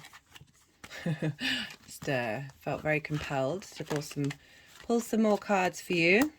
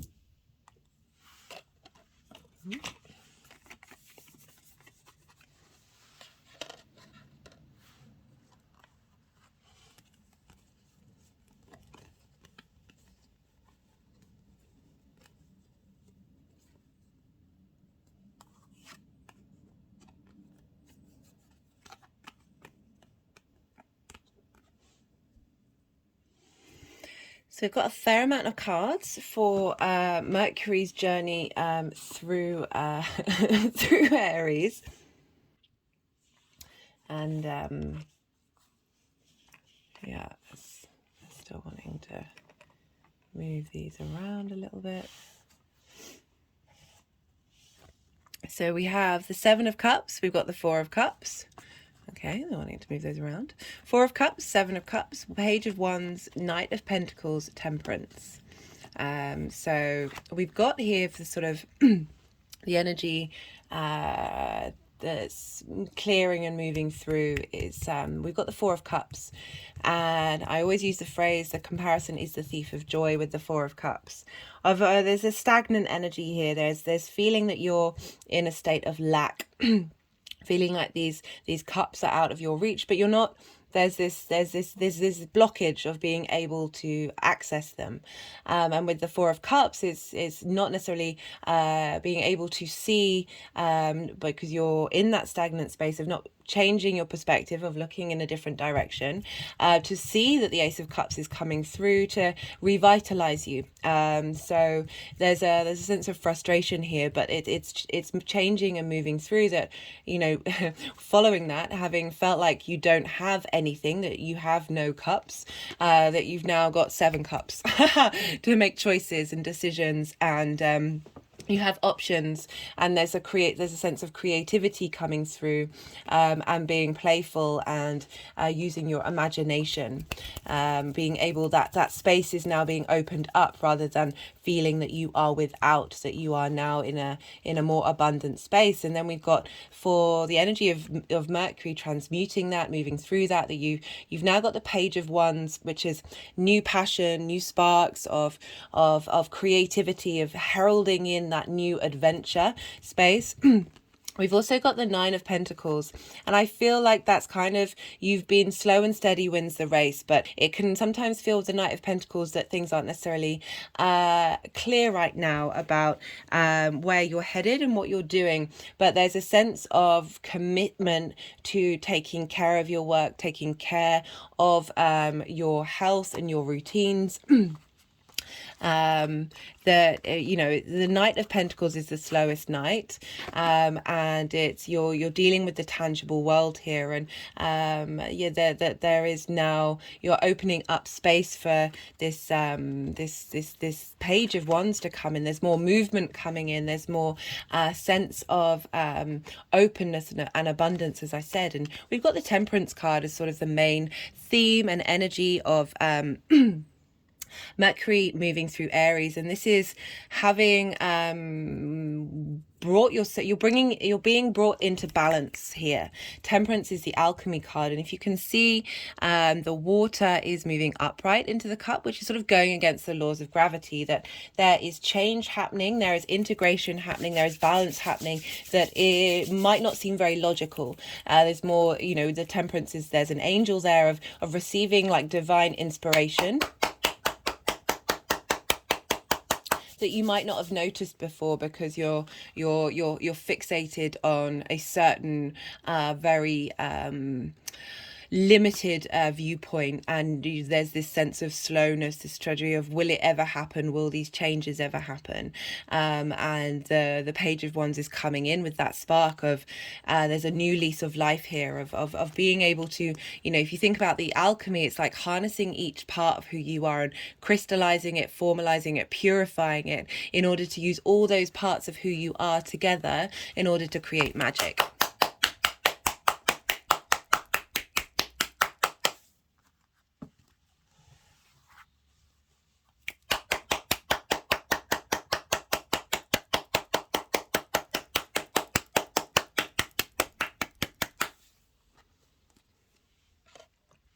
We have, well, they might move them around.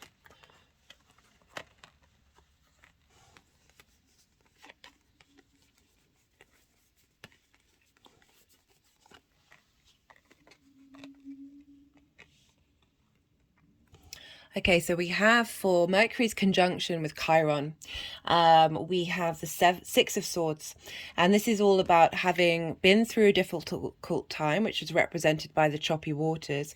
You're now taking what is tried and tested, what is truly valuable to you on this journey of going into a new perspective, a new way of looking at things, perhaps for those of you changing work, or just certainly the way that you apply yourself to work, rather than having a lot of chaos energy, or just certainly swords that aren't serving you for your journey.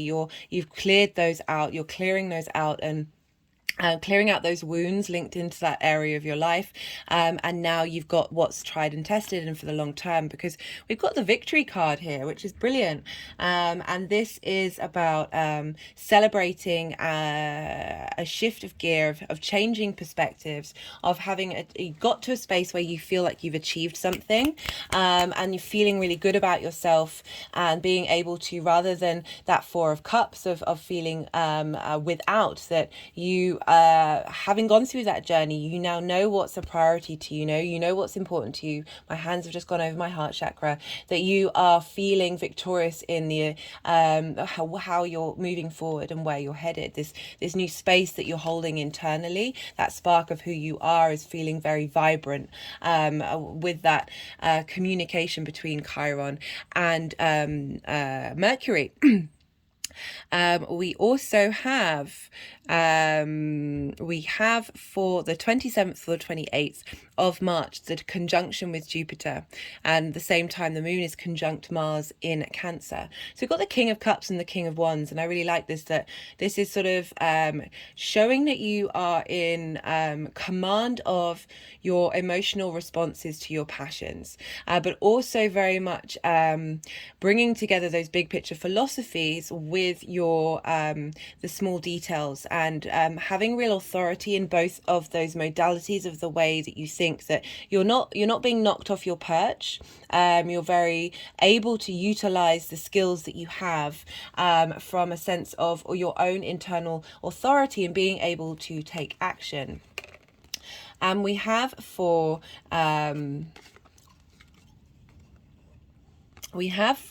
the conjunction between Mercury and Vesta. I really like this. This is lovely. This is the Six of Cups. This is being able to look fondly at the past, gifts from the past coming through. For a lot of the readings, there's been a lot of karmic clearing going on, of being able to make peace with the past and be able to see the benefits and the joy of it. Because what's happening after, integrating that energy of the outside world and the inner world of Vesta and Mercury talking to one another, squaring Cancer, the moon in Cancer in your ninth house of your big picture philosophies, that you're bringing all these things together, as well as all those other transits that I talked about, that you're being able to go on the full. You're starting a new journey. You're starting afresh. You're clearing the decks. You're integrating that, and you're able to look at everything that's happened to you in a new light, and to be able to smell the roses. There's lots of flowers here that enjoying that experience. And because the Fool is very much going off into the world on an adventure, whatever's going to happen is part of that adventure, and really being open to the fact that these things that happen to us make us up who we are, and really help us transmit and transform. And I love that you've got that in with your work house, and also your health. And your routines of really being able to, it's a difficult house, of having that full energy in that area of your life is such a wonderful gift. So we have this is a lot of cards. Woo! Right, let's see what they want to do.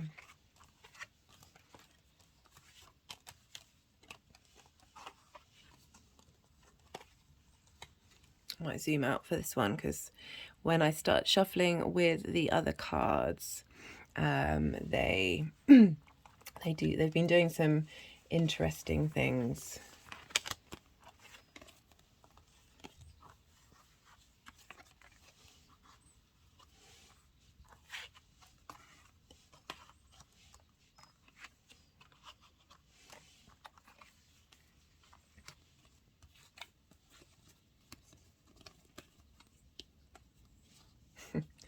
I mean, this is a spread. Let's see if I can do this. Okay.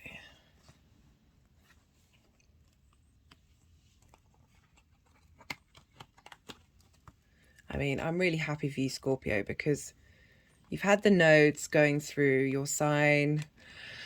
You've had Saturn in Aquarius. All the fixed signs have been,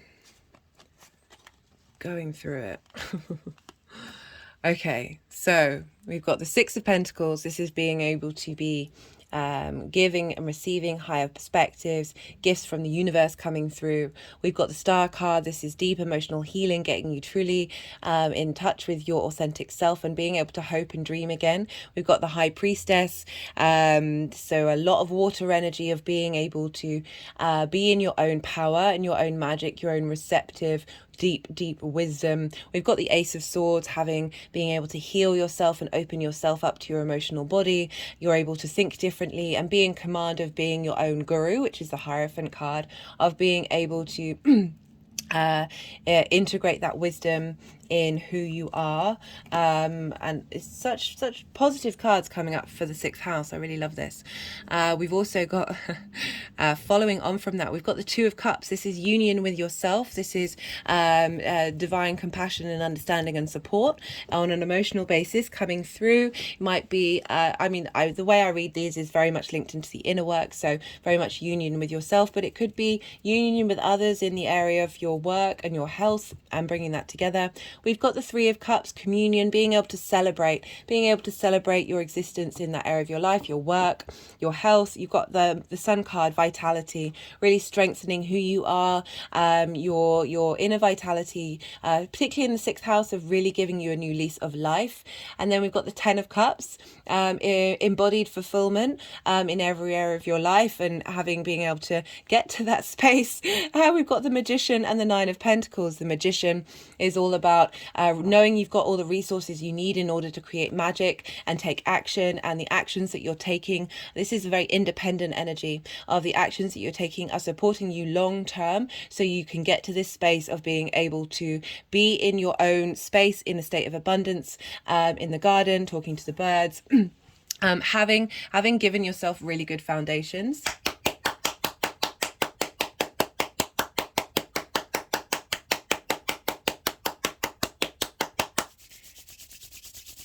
That's a lot of cards, Scorpio. Yeah, I love that for you. Love that for you. So I'm going to, okay, they wanted to do this deck first. I'm going to be pulling some cards from the First Light Tarot. This is a mixture of the Major Arcana, question cards, and statement cards. And they might want to do some weird things, so do bear with me. The Empress. Development, growth, abundance, productivity. Oh my goodness. Scorpio. I'm so happy for you. Oh. God, Sag nearly made me cry. We've got diversity, blending. We've got the Tower, alarm, storms, electrical impulses, lightning.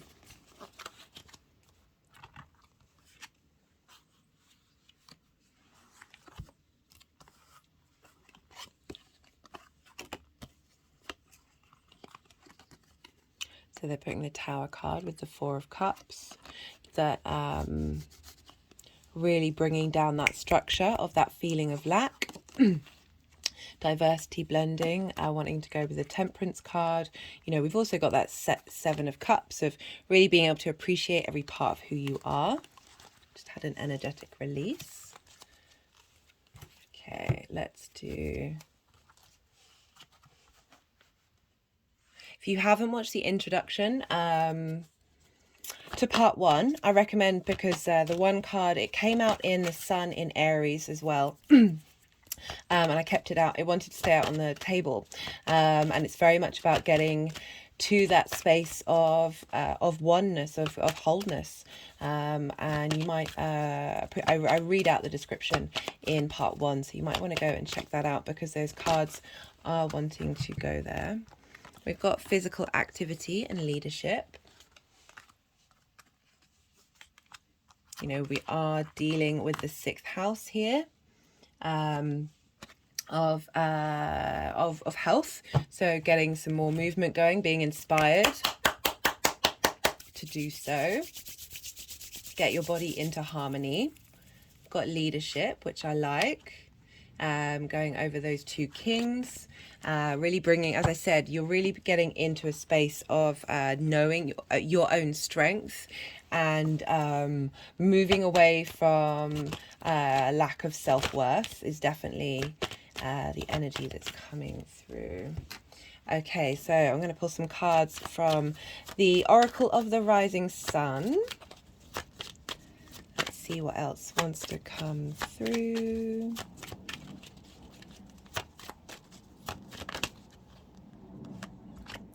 We've got enthusiasm, inspiration, and domination.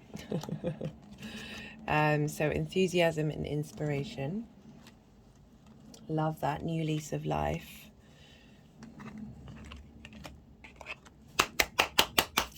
You know, getting dominion over, you know, as I was saying with the two kings, because they've gone with the two kings, getting dominion over your those elements that you have, the water and the fire and elements of being able to there isn't a rashness with the kings, unlike the knights that tend to rush in. There's a sense of being in control in a very positive way. Just had an energetic release of those response mechanisms, and being able to use them for the long term good of yourself.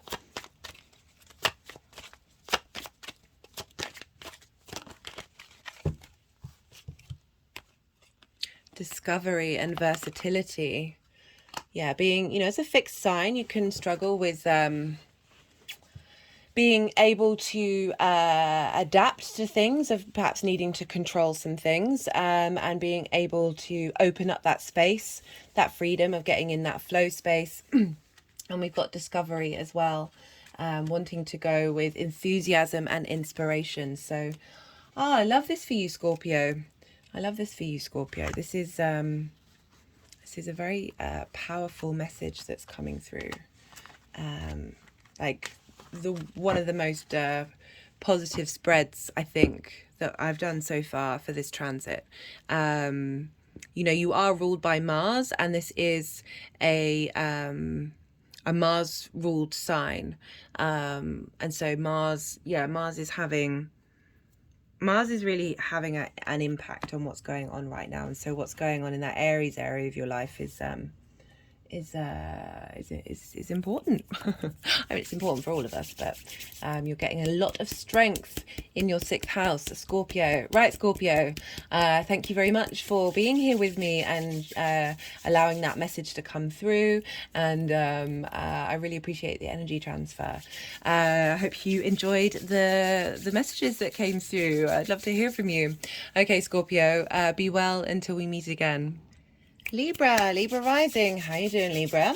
So I said in the introduction, for those of you who are just tapping into the Libra energy and don't have a Libra rising, this can still apply, but it'll just be in a different area of your life when I talk about the aspects and how they're talking to one another. As I said, this will all still be relevant. Take what resonates, and I hope you enjoy the reading. Libra rising. You have more Aries stuff, Libra. More Aries stuff. So this Aries energy opposes your Libra energy. We deal with oppositions whenever we get to the full moon, and this can bring about a sense of imbalance. We may be prioritizing one area of our life more than another, and things may blow up in one space, but it's all trying to get you to really bring these things into balance and work out what it is that you truly need from these situations and how to move forward long term. But for Libra rising, this is happening in your 7th house. This is the house of intimate relationships. This can be friendship, business, and romantic. It's the relationships that affect you in a big way for the long term. This is a house of commitment. It's also the house of the other. So we are dealing with that sense of, as I said, that opposition of realizing that you're not just a self, you are part of a one-to-one relationships and how they are important for you. Libra, so you've had so much energy moving through Aries. You're going to have the nodes moving into your Libra sign and your Aries sign in July. So this is all setting up for that transit. And all of the energy that's going on in your seventh house is leveling up how you engage with your relationships, what you want from them. Sorry, I just had to pause for a second. I've still got a tiny drag of the cough that I've had recently. As I said, Venus is in Taurus in my Venus transit sessions. That Taurus rules the throat, and being able to communicate very clearly in your one-to-one relationships is so key. So as I was saying, you've got a lot going on in your Aries area of your life, helping you level up that kind of impulsive, potentially argumentative, very dominant fire, air, fire, Mars energy in your relationships. That can be the people that you draw towards you, or the way that you interact in those relationships are very much can be, it just can be that you perhaps it depends like where you're at with the Libra Aries dynamic of, are you over giving too much? Are you prioritizing other people's feelings above your own? Or are you embodying that Mars Aries energy and drawing in conflict that is where you are being quite combative in those relationships? Or you're drawing in people who have that in order for you to get to stand up to your own authority, which is everything that's been going on with this transit, with Jupiter moving through there. Venus has just left there. Vesta and Chiron are there. So the wounds that have been coming up during this period to help you understand and transmute past relationships. It doesn't just have to be in your lifetime. It can be your lineage, your ancestors, all of those things, really helping. No, I wanted that one to go. Oh, no. Bit confusing energy sometimes. That this is really helping. I've got the stag here, who I've had for a while, to kind of represent bringing in that sense of wisdom that Jupiter's got, more a long-term stability to that Aries energy. Like Mars likes something to do. What are you going to defend? And maybe you're very protective of your relationships, but really getting you to work out that you need protecting too. You need that back. You need that care and that support back. I've definitely, I can't remember which video it was for you, Libra, but very much focusing in on how you need the kind of energy that you're putting out. If you are prioritizing other people, you need someone to, because we've got a lot of stuff we're dealing with, that Cancer area of your life that was coming up in one of the readings. Oh my goodness me, why can't I remember which one that was? About you needing to prioritize your career. Oh, that's it, because Mars is moving in there. That you need that support from your one-to-one relationships at this time. So Mercury's moving through there. What does that mean? That means that we're receiving we're receiving some divine inspiration about how to communicate with our one-to-one relationships. They might be a bit feisty, a bit fiery, as a lot of momentum and need to get things out, speak your truth. My hand's now just tapping over my heart chakra, and up and going up and then back round, looping round, going to the sacral chakra, moving to the heart, back to the throat. Third eye crown, up, back round again, because we are dealing with a lot of karmic clearing. And so when I activate the chakra points on the reverse side of me, that's usually linked into, for me energetically anyway, a sort of past situations, be that past lives or our collective past. So where was I? Mercury in the 7th house. Yeah, some fiery conversations, needing to get these things out, needing to speak your truth, but there's support here and wisdom here that's really, whatever conversations are happening during this time are trying to get you in line with your sense of who you are, and you're prioritizing that. It's not in a selfish way, it's in a way that the more grounded you are in your own autonomy, the more that you are able to have healthy one-to-one relationships. And that sometimes conflict's okay. Sometimes conflict's okay, and it can help release tension. And like, we've all suffered trauma on various levels, and some of us can be very conflict averse. And it's about, because of the tension we may have felt and the trauma that we may have felt, that by being able to put yourself in a situation with an intimate partner, business, romantic, friendship, and being able to speak your truths, even if that may come across as a bit feisty, and that may cause someone to respond in a defensive manner. It's healthy for your body to be in that situation, in that triggering situation, and realize that you are safe and you are strong in the sense of who you are, and you're able to not think the end of the world is going to happen if that conflict does arise. There's a lot of fiery energy going on.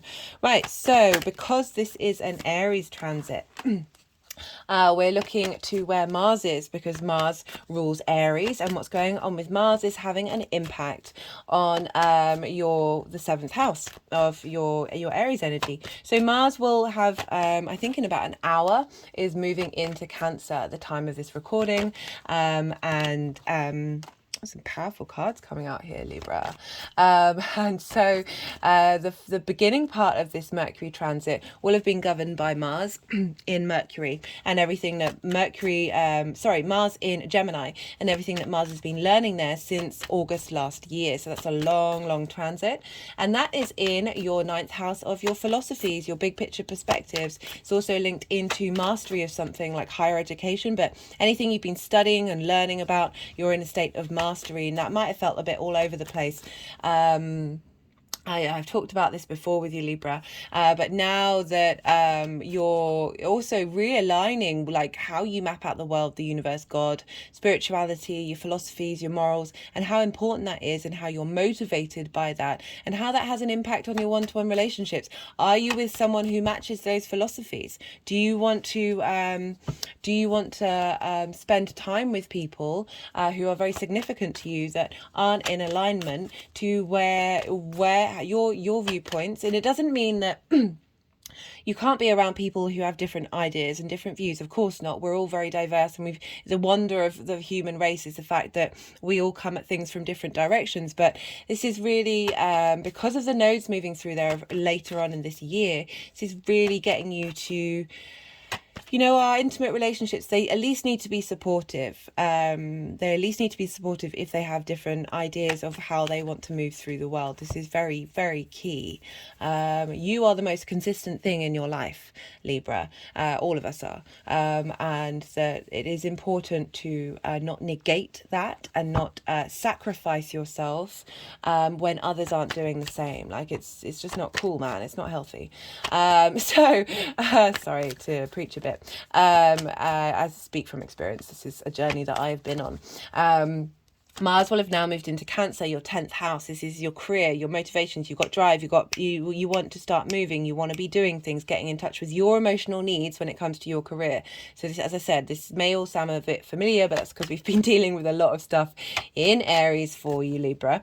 And so like your careers, what's going on in your career, and how your life purpose and how you're figuring that out, or elevating that and working on that, is going to have an impact on your one-to-one relationships. So they need to get in line. Your elevation of that is going to elevate your one-to-one relationships. So things may fall away that don't serve you in the long term, and that's for the best. It's best for both parties. No, it doesn't matter what kind of relationship that is, because then you can both go your separate ways and find individuals who are more in alignment with where you're all headed on a soul's journey. I don't mean to say like, oh, all the relationships are going to end. It's just very, very clear from these transits in Aries that they're really getting you to get in touch with your true, authentic self, your ability to be autonomous, your ability to explore and have your own voice heard, your own spark expressed. And if anything's getting in the way of that, that isn't, because we've got Jupiter there, it really wants to elevate who you are. It wants to elevate your relationships. So by the clearing away, because this is a Mars-ruled sign, it can clear and cut and sever, that things may fall away and it may be difficult. Not for all of you. It'll be leveling up relationships as well. So, and bringing them to a higher perspective. So all of this is supporting you, Libra. All of this is, so I really don't mean to scare you. And the cards that have come out are all very yeah, we've got some really positive cards here. So because we're dealing with a Mercury transit, we look to the signs that Mercury rules, because what's going on with Mercury will help level up the signs that it rules and therefore the houses that they're in. And for you, Libra, we have Gemini in the 9th house. We just talked about that. Mars has just been through there. And it also rules Virgo, which is your 12th house, your hidden house. And so this hidden part of who you are so it's dealing with the deeper constructs of your psyche and how you piece yourself together. And a lot of those things happen to us in early childhood or past lives or whatever it is, that are unseen to us, are difficult to access. This can be a part of who you are that is very private to you, but you understand it, but you might not be able to integrate it with all the other different versions of yourself. You know, we are multifaceted beings, and how that is incorporated out in the world. And so it's also the hidden house of magic and mystery. Love this. But for this 7th house transit is really helping impact your big picture philosophy. So when you're leveling up your one-to-one relationships and the strength that you have in them, you're also helping integrate those hidden parts of you and release parts of those traumas that are no longer matching the dynamics that you're in. So these are the areas of your life that could crop up during this time. So that's just general energies. And now I'm going to talk about the aspects. So we've got 3 aspects that are coming up. We've got on the 26th of March. You might be watching this video when this is already passed. I do apologize. I had a lot of stuff come up yesterday that was very much linked into a lot of the themes that I've been talking about karmic clearing, and it just took up a lot of my time, and I wasn't able. I wanted to get all these videos out yesterday, but I wasn't able to do so. It doesn't matter, because this is all energies that are floating around, and you can look back on this with hindsight and sort of cultivate that energy and see what's going on. I also feel that these videos the energy can be accessed at any time. It's not time specific. Right, so the 26th of March, Mercury conjoins Chiron at 15 degrees of Aries. I will write all of this out in the description box, so if you so feel inclined to go perhaps jot them down in your diary and see what comes up for you. So Mercury talking to Chiron. Chiron's been there for a while. As I said, Chiron's helping you tend to the wounds you may have faced in your one-to-one relationships, help heal them, transmute them, and shift and change and realize the wisdom and the growth that you have learnt through those wounds. And Mercury talking to Chiron is like finding the small details about those wounds and being able to create magic with them, and being able to integrate them and create flow and open those roads of the wounds that may not have quite been visible yet, and really put you on a road to success during this time. At the same time, and Mars will have now moved into Cancer. So that 10th house, life purpose, career, how the big outside world sees you is being activated. And so that means that the wounds that are coming up may have been got in the way of you being able to find your life purpose, you being able to focus fully on your career in a really healthy way, you being able to progress in a certain way because of limiting beliefs that are stuck within us that can get in the way of us being able to fully bloom and turn into the wonderful soul beings that we are, free of this trauma. But this is the point of the human being in this incarnation of we're here to transmute this stuff, not only for ourselves, our past, our relatives, our ancestors, our past lives, the collective consciousness, and the universe as a whole. And because Cancer is ruled by the moon, we look to where the moon is, and the moon is in Gemini in your big picture philosophies. This is the first time the moon is going to be there without Mars. So really being able to tap into your emotional needs, your instinctive responses, what it is that you care about, how you nourish others and how you nourish yourself in terms of your big picture philosophies. That's having an impact on Mars and how you want to move in the world, what your life purpose is, what direction you want to be headed in, have that motivation to commit to whatever it is that you may have been mastering, and then that's feeding into those wounds that may have been blocking the way. And Mercury's helping bring all this information together and be able to understand the wounds. There's understanding is very much linked into Mercury.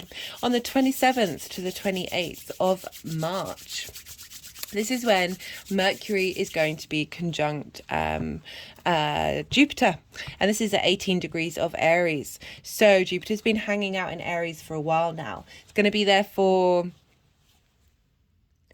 at least 2 months, being able to integrate all that wisdom that you've been learning. Love this for all of us, to be honest. And so Mercury and Jupiter, they rule the mutable signs. So Mercury rules Virgo and Gemini, and Jupiter rules Sagittarius and Pisces, and these are opposite one another.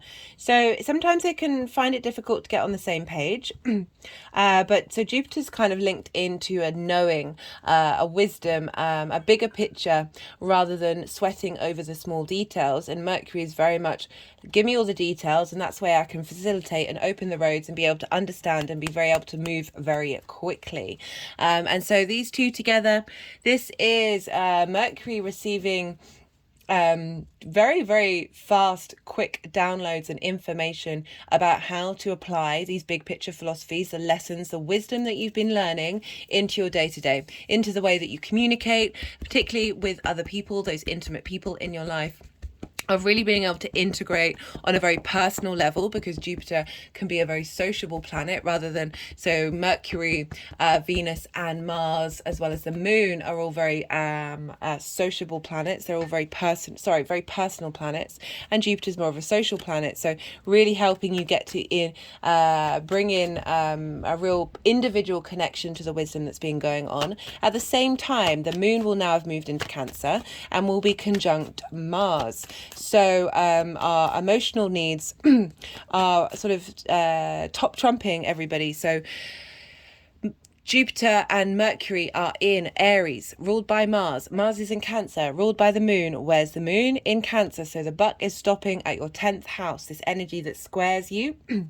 Cancer squares Libra energy, and that can, so you're really trying to embody on an emotional basis, you're connecting to your emotional needs, what you need to nourish in terms of your career and how you are motivated by that, with squaring that Libra energy, your sense of self, and how you embody your sun or your moon in your day-to-day, in your deeds. And this is really prioritizing, again, that career area of your life right now. So yeah, the final aspect, and so all the wisdom that Jupiter and Mercury are trying to transmute is getting your one-to-one relationships, as I said, on board with where you're headed, in board with your life purpose, your soul journey. Yeah, love this for you, Libra. Love this for you. 30th of March, our final aspect that I'm pulling cards for is when Mercury is going to be conjunct Vesta at 22 degrees of Aries. So I love this. So traditionally in the Roman times and the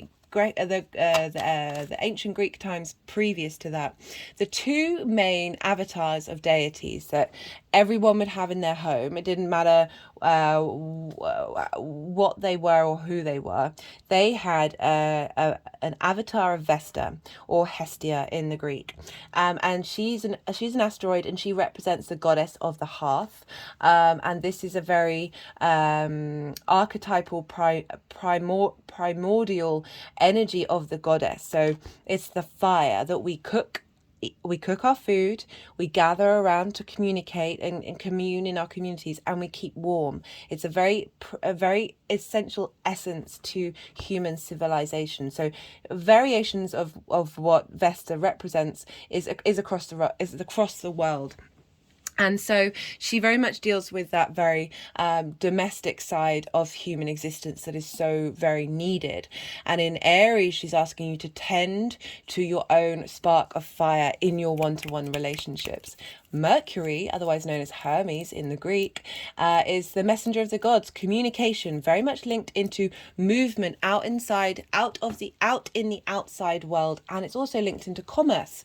So it's, you're bringing in these two inner and outer energies together. They've hung out with each other, they know each other, they've been in each other's spaces. I feel like it's two friends meeting up and having a really good chat about how to bring this cultivation of this inner flame out in how you communicate and move in the world. At the same time, this is a big day astrologically, there's a lot going on. At the same time, the moon is in Cancer and now squaring Mercury and Vesta. So again, your life career, your purpose, your emotional needs, what it is that you want and how you are driven in this area of your life, of really connecting to how you nourish yourself in this space.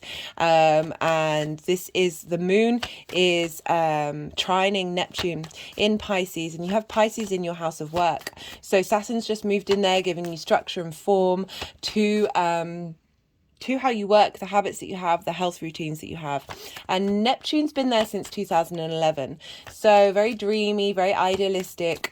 Neptune for me is everything all at once, all the dimensions, all the timelines, all the time frames, everything all blended and boundaryless within one another. So you tapping into the vast ocean of the creative universe, the quantum field here. And so with the trine between the moon, your emotional needs, how you want to nourish yourself, how you want to nourish others, you know, very much a priority of that Cancer energy, that sense of also needing safety and security, of getting the moon talking to Neptune of like, how do we facilitate these dreams that we want to be real with the assistance of Saturn in the same sign? And how does that communicate to tending to your own spark in your one-to-one relationships, and how you, as I said, communicate with that. At the same time, we have Venus conjunct Uranus in Taurus. Now, this is in your 8th house of shared resources. I've pulled cards on this in a different video, so do go check that out if you feel so inclined. But just letting you know, there's this kind of maverick energy around, like sudden changes may happen, but there's Venus involved, so she's wanting to bring creativity, harmony, maybe something out of the blue is gonna come in during this time to help you really understand how you want to share your resources. What's important to you? Are you oversharing? Are you undersharing? It could be either way, but bringing those things back into balance and getting you to be really comfortable in being who you are, that's Uranus, in how you share your resources. Another aspect happening, we have Mars in Cancer in your 10th house, trining Saturn in your house of work. This is long-term legacy, embodiment of drive in terms of your career, with Saturn in the 6th house, setting up your legacy, your strengths, your sense of own responsibility to the work that you do, linking into health and routines. I love this for you, Libra. Right, those are all the aspects. So we've got quite a few cards here. Let's see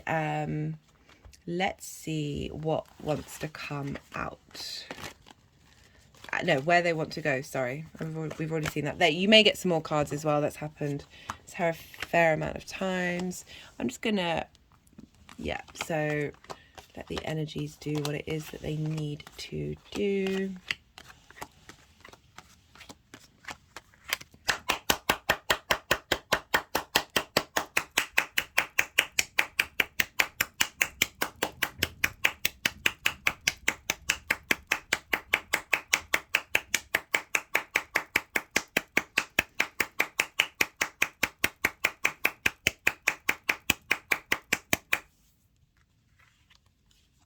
Okay.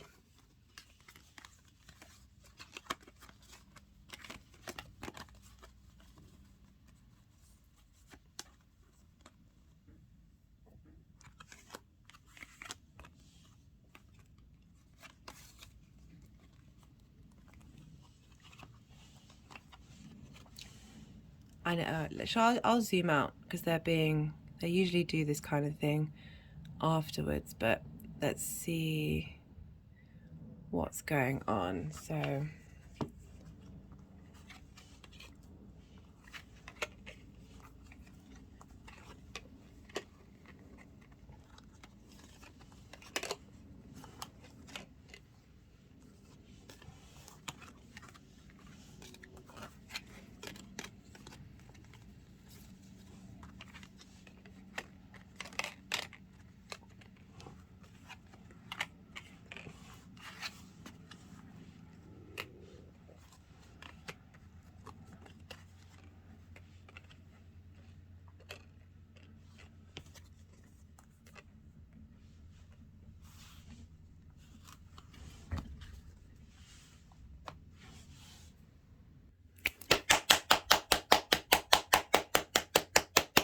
Right, let's zoom in a bit so you get to see them.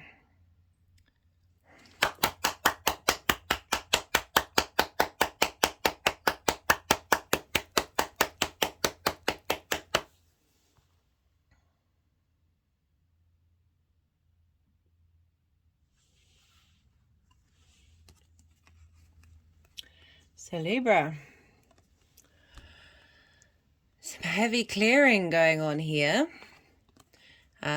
So we've got the Nine of Wands, feeling like you're in a conflict zone. You're constantly having to fight for what you need. You still stand up for yourself. You're still standing, but you're burnt out. You're exhausted. We've got the Seven of Swords. This is feeling like that there's an imbalance in the relationship. Like there's somebody stealing your resources. And you're not you're not in receipt of everything that you are giving, and that not only that, you are being depleted. We also have this internal space. We've got the Four of Cups, this internal space of feeling in a space of lack. I always link this card into comparison is the thief of joy.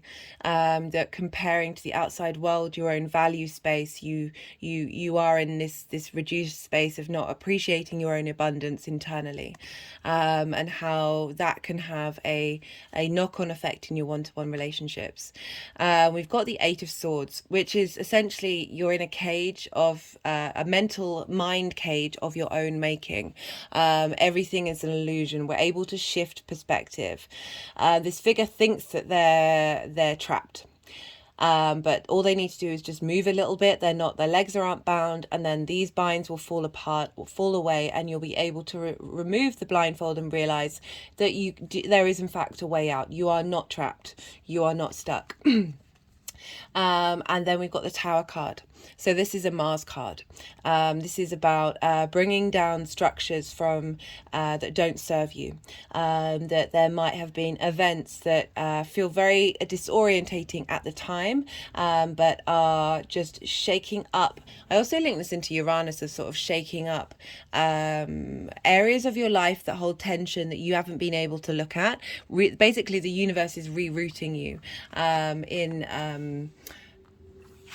through external forces to get you to where you need to be. And then for the energy of Mercury, essentially moving through Aries, crowning this energy, which I love for you after all of this stuff.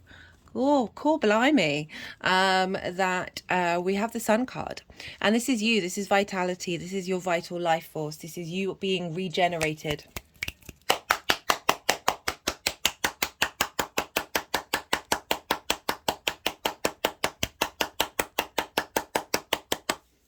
Love that. Receiving, also, the sun is the center of the solar system. It's where we get our light. It's how we grow, of receiving that divine wisdom, that divine inspiration, that realizing your own radiance. And then we have for Mercury conjunct Chiron, they have a habit of moving things around. So let's see what's going on.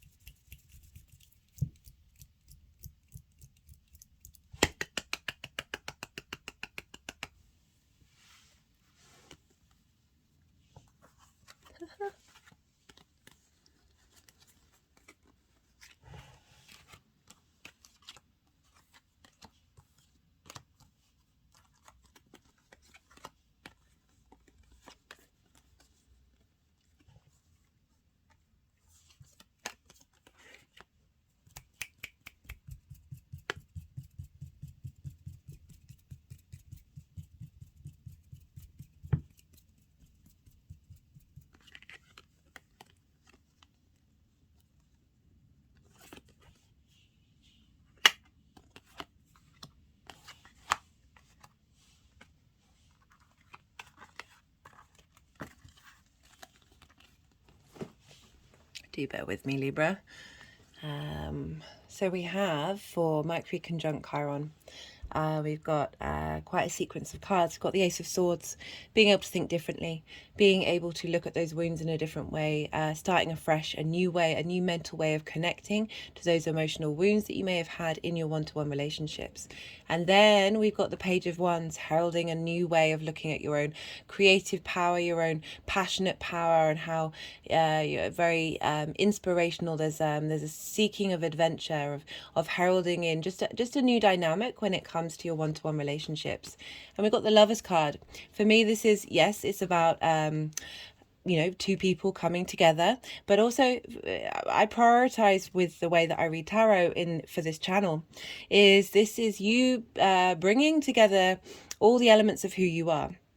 So it's very much my belief that we have the masculine and the feminine within us, as well as the neutral, which is represented by the angel here. And so then that creates this fluid space of intermingling these elements together. I'm sure there are more other parts of who we are. We are also the earth and the cosmos and spirit itself. So as well as the animals and the fruit kingdom and the tree kingdom, we are all these things. But my point is that the Lovers card is a Gemini. It's about choice. It's about realizing that you are capable of making choices for yourself in the long term that serve you. And then we've got the Victory card coming up after this. This is the Six of Wands. So it's really saying that this transmutation of wounds is helping lead you to a space of being able to make the right decisions in those one-to-one relationships that will serve you moving forward. We have for Jupiter and Mercury conjunct, we've got the Hierophant. In the old deck that I used to use, that so I change decks every equinox and every solstice, that this used to be called the Guru card. And it was always kind of how I looked at the Hierophant as well, like being your own guru is so important right now, of knowing your worth, of knowing your value to your community, that you are strong in your power with this combination with Jupiter. You are leveling up your interactions with your one-to-one relationships based on how you think about yourself and how you respect yourself and appreciate what you have to bring to the table. We have for Vesta,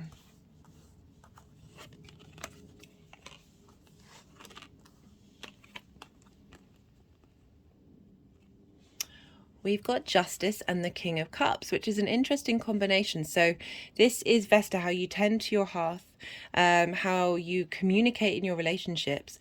And what's coming through because of these cards is there's you having moved through all of this energy that we've got at the beginning, clearing that out, that you are ruled by justice. The Justice card is the Libra card of bringing your relationships into balance, really, because you're tending to your own flame, your own spark, and how that intermingles with your one-to-one relationships. That there's a real sense of getting the work that you've put in this is now coming, whatever may have been out of balance despite everything that you've done is coming into balance. And we've got the King of Cups as well, which is a real embodiment of authority with their emotional response mechanism. So this is a lot of feeling very lost and feeling very on the defensive and feeling very a space of lack of being emotionally, I don't want to say unsteady, because I think that's really unfair, but certainly the King of Cups doesn't let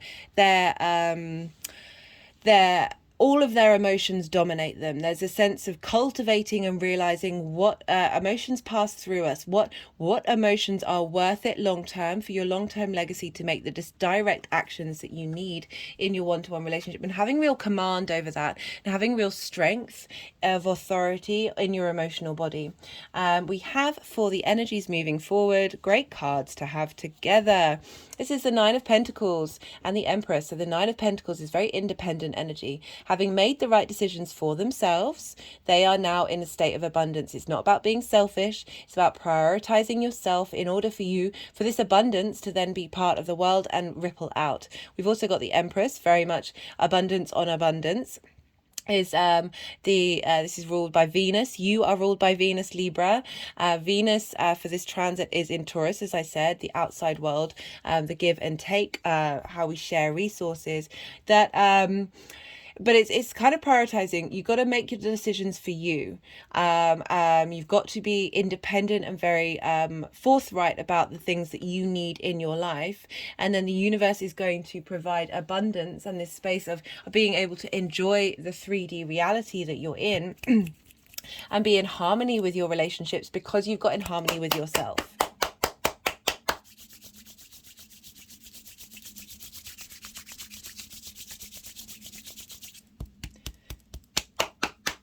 Because yeah, those relationships can dominate, and which is you know is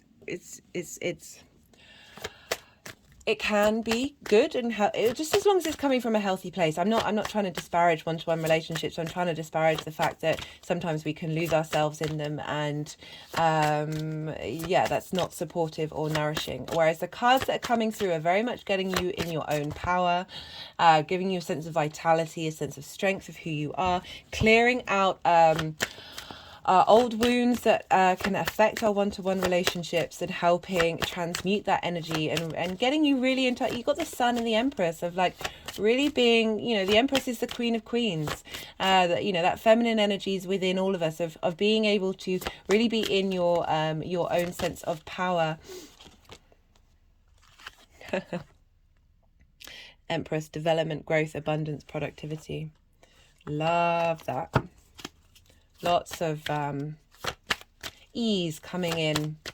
Like, I don't feel like, if there have been difficulties in this area of your life, that this is getting smoothed over. This is getting transmuted and changed, and you're able to be yourself, be abundant, be your truest version of yourself in these relationships. Well-being, awareness. Yeah. So this is the First Light Tarot. This is a mixture of major arcana, statement cards, question cards, as well as some other keyword cards. I'm just gonna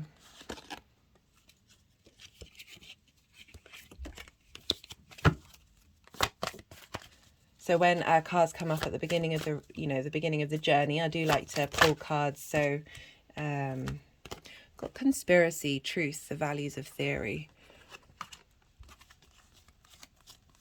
Yeah, very much that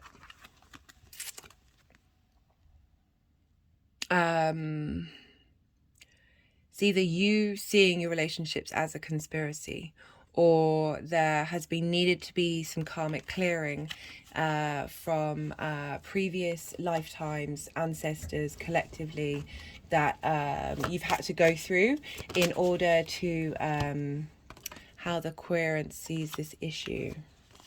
Now, funnily enough, that card nearly as a conspiracy. Maybe through feeling a lack of worth, that when we judge ourselves, we can judge others and create battles in our minds. That is getting away, like just taking too much of your time up, when a lot of it's probably not even that important.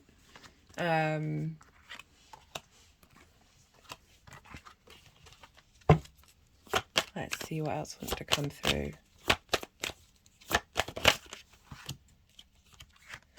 Devil, trap, loss of freedom, fear, ruthlessness.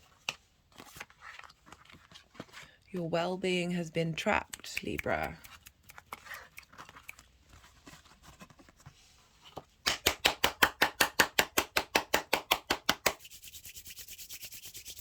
And that's not denying that, so with that message of going over things that might not actually be taking up too much of your time, and you're sweating over too much, that it's not denying that there might be diversity, blending.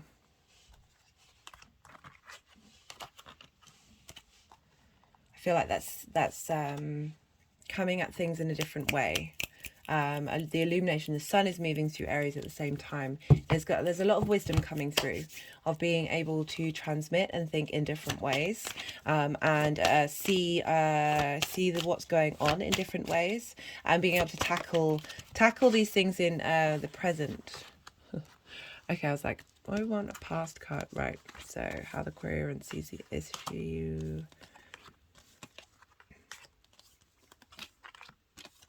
Because we've got the battle weary of feeling like you've got to stand up for yourself as well.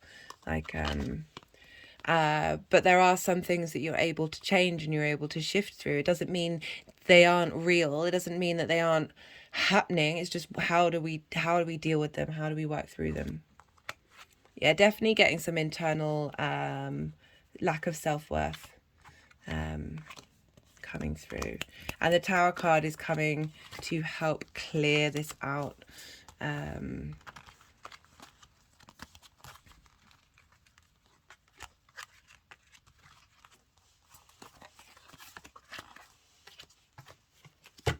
Okay, right, let's oh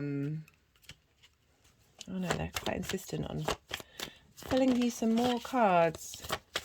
Yeah, so this is I feel like it's something we've all got to work through, Libra, and we're certainly going to be realizing that because of the nodes moving, the South node moving into your first house, the North node moving into your 7th house. This is when this is all going to crystallize. You're going to have eclipses in this area of your life. Why is this happening? So they're wanting, let me zoom out. I thought I had. You're going to have eclipses happening in these areas of your lives. Eclipses represent new beginnings, big new beginnings and big endings. So the sooner you sort of get the work in before, I always say this with a lot of the transits, like preempting the energy tends to bring about more facilitating energy that's going on. Spiritual partnership.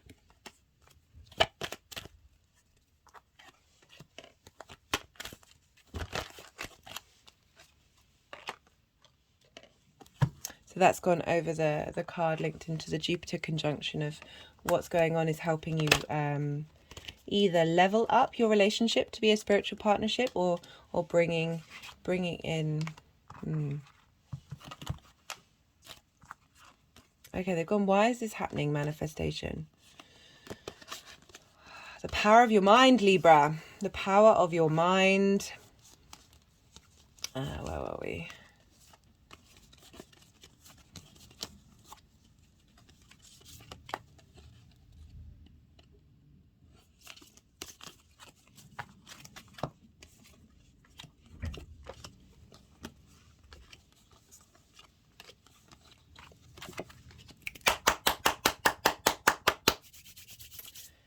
And as I said, a lot of karmic stuff shifting.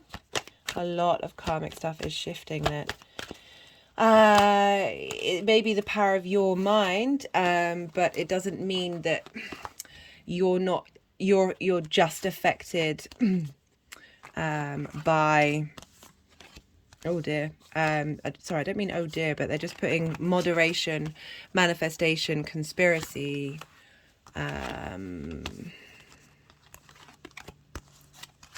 with these cards. Moderation, manifestation, conspiracy with these cards. That it's that there are things linked into our body, our mind, our heart, our soul that are not ours, that we've come here to transmute. And that the time right now is helping clearing out a lot of this clutter, this diversity, these many different energies, these many different parts of I said this in various readings, like the vastness of the capacity of the human body to and the human being to transmit and shift and heal this energy is stupendous. We're amazing. We are absolutely mind-bogglingly amazing. we're also terrible. That's what I'm trying to say. My point is, this isn't all on you, Libra. I'm not trying to point fingers at this. I'm saying a lot of us are going through these certain cycles thinking that they are on us and shaming and feeling bad and our lack of self-worth, blah blah blah, all those things. And it's we are in this incarnation. Love that. Pride just came through, went over the Empress, of working through this stuff, not just for us collectively, past lives, and for the universe as well, as a whole. Like, we're all in this together, guys. That honestly, a journey that I've gone on with really being very mindful of my thoughts and questioning everything is, the more you peel back the layers, the more you sort of realize there is so much stuff that's going on in there that isn't you. That just isn't you. It's trauma, it's other people, it's just so much stuff. It's just like, oh, this is not who I am, like really down at the core. And that takes practice, that takes work, but I do feel like there's a lot of energy right now that's helping sort of shortcut that. I recommend checking out the spring equinox and the Aries new moon video. I know that's passed already, but it's still a very important video because we're going to have a second Aries new moon happening. So this is a clearing time. This is the karma clearing time, getting rid of all of the heaviness, the stuck energy. And then we're going to have you're going to have a full moon in Libra, bringing things into balance. And then we're going to have the new moon in Aries that's having cleared out this stuff, having rebooted. We are now, that's going to be a hybrid eclipse that's happening at 29 degrees of Aries, that we're going to be, there's a lot of quantum leaps, there's a lot of quantum timeline shifts going on, of really being able to process, transmute, release. But energy you don't get rid of energy, it just changes. So shifting into a space of well-being, you know, and vitality. Whee! Got an interesting sensation around my lower back as well. There's a lot of karmic stuff in our lower spines. It's often linked into the root chakra and the sacral chakra.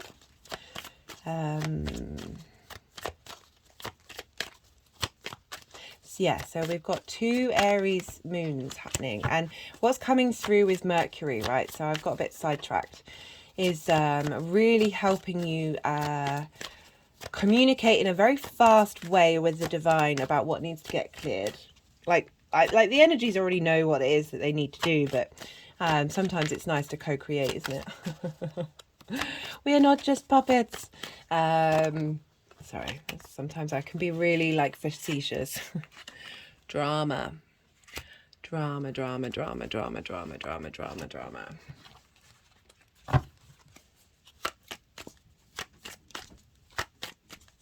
But yeah, you've got so much positive cards coming through, so much shifting, so much changing. I love this for you, Libra.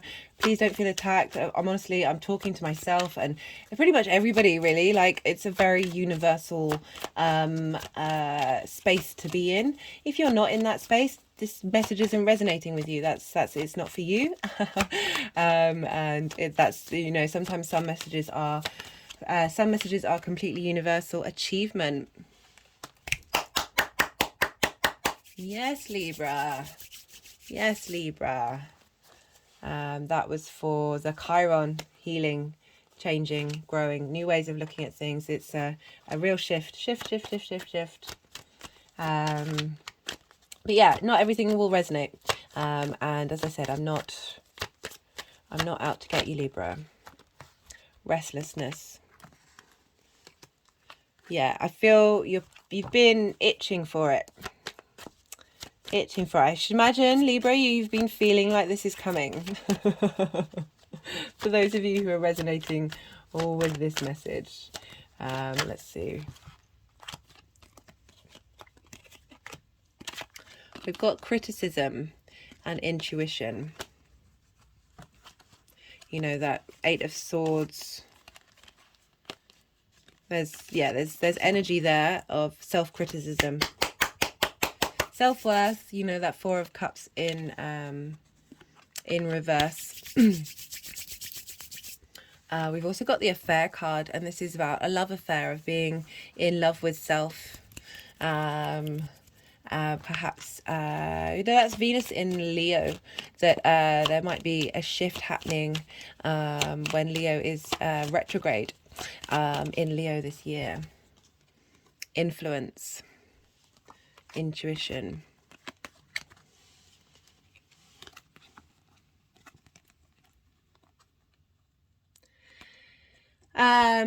This is going to be relevant to some of you, not all of you. As I said, I don't usually read love readings, but just getting that this could be that you've had a sneaky suspicion about something, and you might have been gaslit a bit, and whatever's going to come out is going to come out, and don't worry, you're on your path. But on the other hand of that, of being under the trusting in your intuition and being under your own influence and falling in love with yourself. Just wanted to get both of those readings out. Right. I think that's everything, Libra. I just have a nagging feeling there's like there's something else that wants to come through.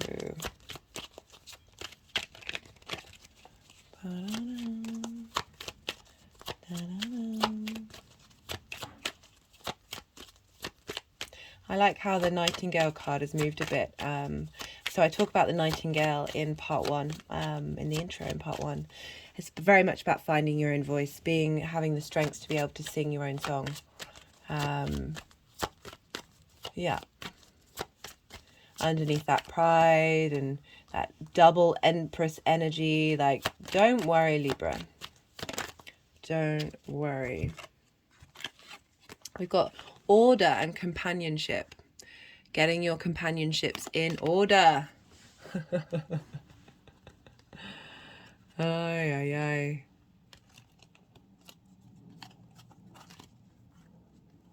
I'd love to hear from you, Libra. I really would. But as I said, I feel like this is a universal message. It was the same with the Aries energy, actually. It felt very, very universal. Right. Are we done? Are we done? Are we done? I think we're done. Nope.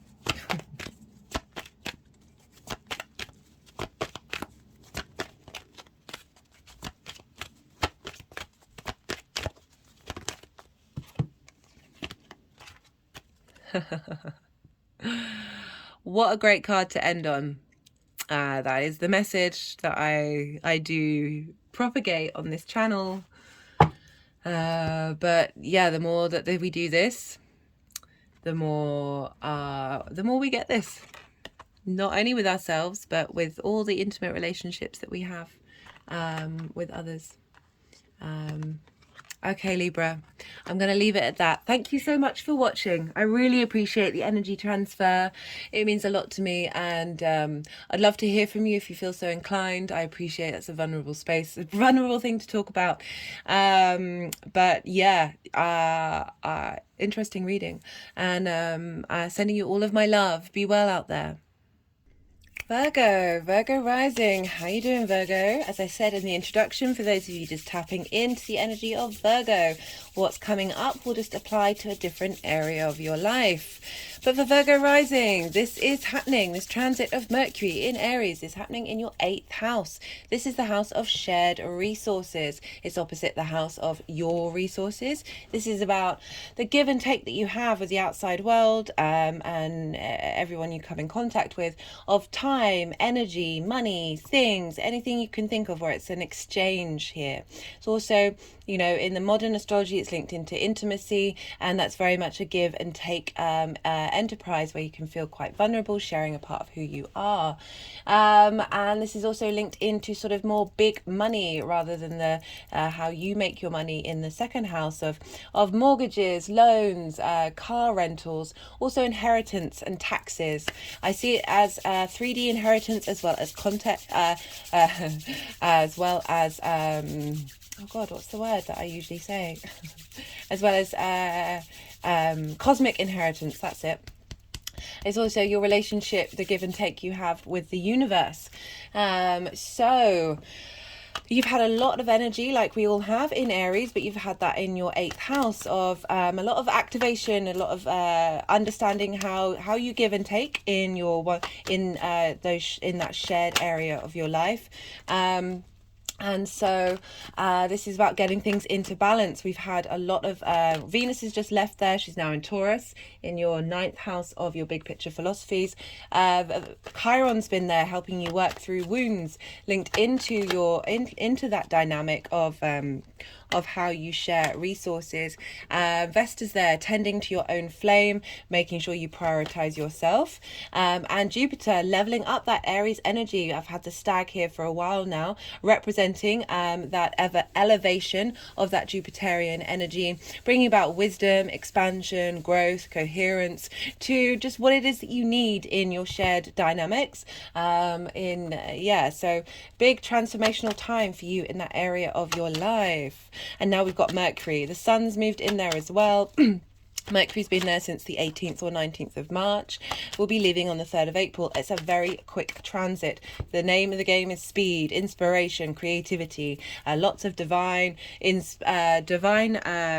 eureka moments coming through, particularly because you're dealing with shared resources. So it could also be people from the outside world, and what you get from them might help bring illumination and inspiration and connectivity. But it also the kind of ideas that you're having when you're around, when you're sharing your resources, and how that makes you feel and how you want to connect to that. So because we're dealing with Aries, we look to Mars, because Mars rules Aries, and what's going on with Mars is going to have an impact on this transit. So I paused in between Libra and Virgo, and I went to check. So the only astrology app programming that I have is just the Astro Gold app on my phone, and I went to check what's going on, and Mars has now moved into Cancer. But for the beginning part of the transit, what was going on with Mars in Gemini was having an impact on Mercury through this space. And Gemini for you, Virgo, this is squaring your energy.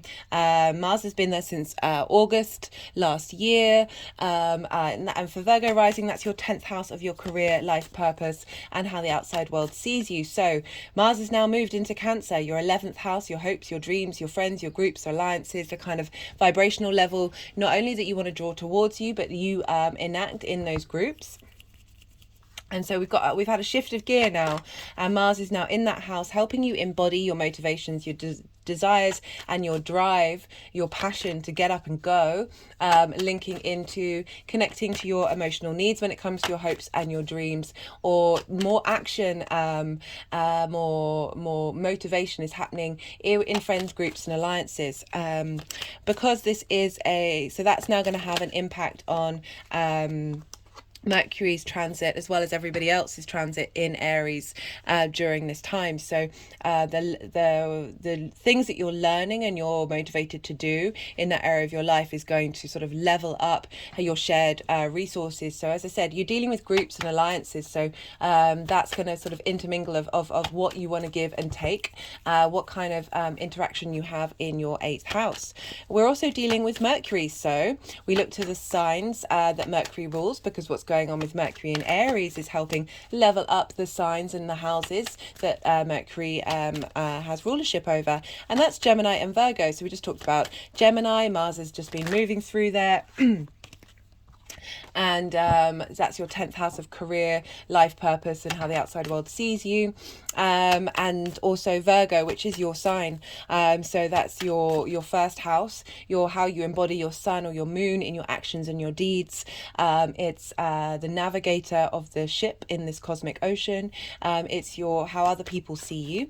It's also your body and your appearance. So this getting in line and in touch with how you share your resources is going to level up how you see yourself and how you embody yourself, as well as your career area of your life.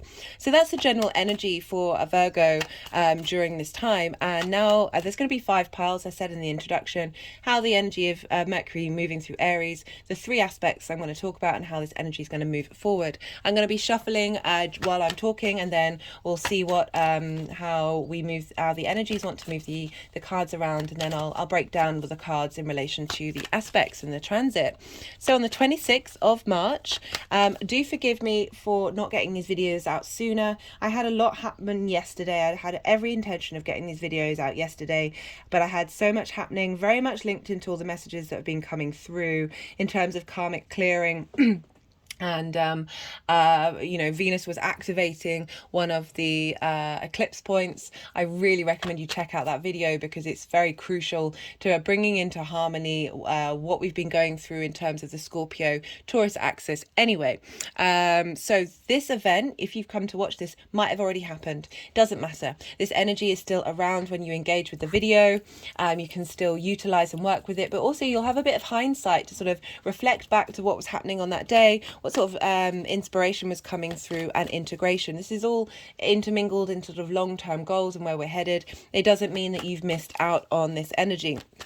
So on the 26th of March, Mercury will be conjunct Chiron. As I said, Chiron's been moving through your 8th house, helping you get in touch with the wounds you may have faced in perhaps giving too much and not getting what you've needed back in from the outside world in sense of resources, and being really able to look at this at these wounds with more detail. So Mercury and Chiron together, Mercury's helping bring divine inspiration and wisdom about the meanings and the details behind these wounds and how to integrate them and transform those wounds into lessons and teachings and elevation moving forward. This is at 15 degrees of Aries. I will put all of this in the description box, so you don't have to, as I know it's a lot of information, you can go back and look at this at some other point, maybe write it down in your journal and see what comes up during this time. At the same time, Mars is now in Cancer, so this real shift of focus, because what's going on with Mars is happening to how Mercury and Chiron are communicating with one another, and so Mars is getting you in touch with your emotional needs, ruled by the moon, Cancer. How you nourish yourself, how you nourish others. It's your sense of home, your sense of safety, this desire to nourish, desire to hold space for your hopes and your dreams, but also your groups and alliances and your friends. And so Mars is helping you embody this on your long-term, how you really want to, what do you want to fight for, what do you really care about. And so because we're dealing with Mars in Cancer, we look to where the moon is. And the moon is in Gemini. This will be the first time the moon has been going through Gemini for a while without Mars, because Mars has been in there since August. So now the moon is sort of not flavored by the Mars actions. You're more integrating everything that Mars has been doing in that area of your life, in touch with your emotional needs, what it is that you connect to on an instinctive level, and so sort of filtering out the potential not necessarily chaos, but doing lots of things with Mars in Gemini, duality sign, very mutable, very changeable, that the moon is coming along and smoothing that all over. And that's also feeding into what it is that you need for your career, and how you need to be nourished in your career in terms of the give and take relationship that you've got going on in the 8th house, where Mercury is talking to Chiron. So on the 27th and 28th of March, Mercury will now be conjunct Jupiter at 18 degrees of Aries. At the same time, the moon will have now moved into Cancer and will be conjunct Mars. So Mercury conjunct Jupiter.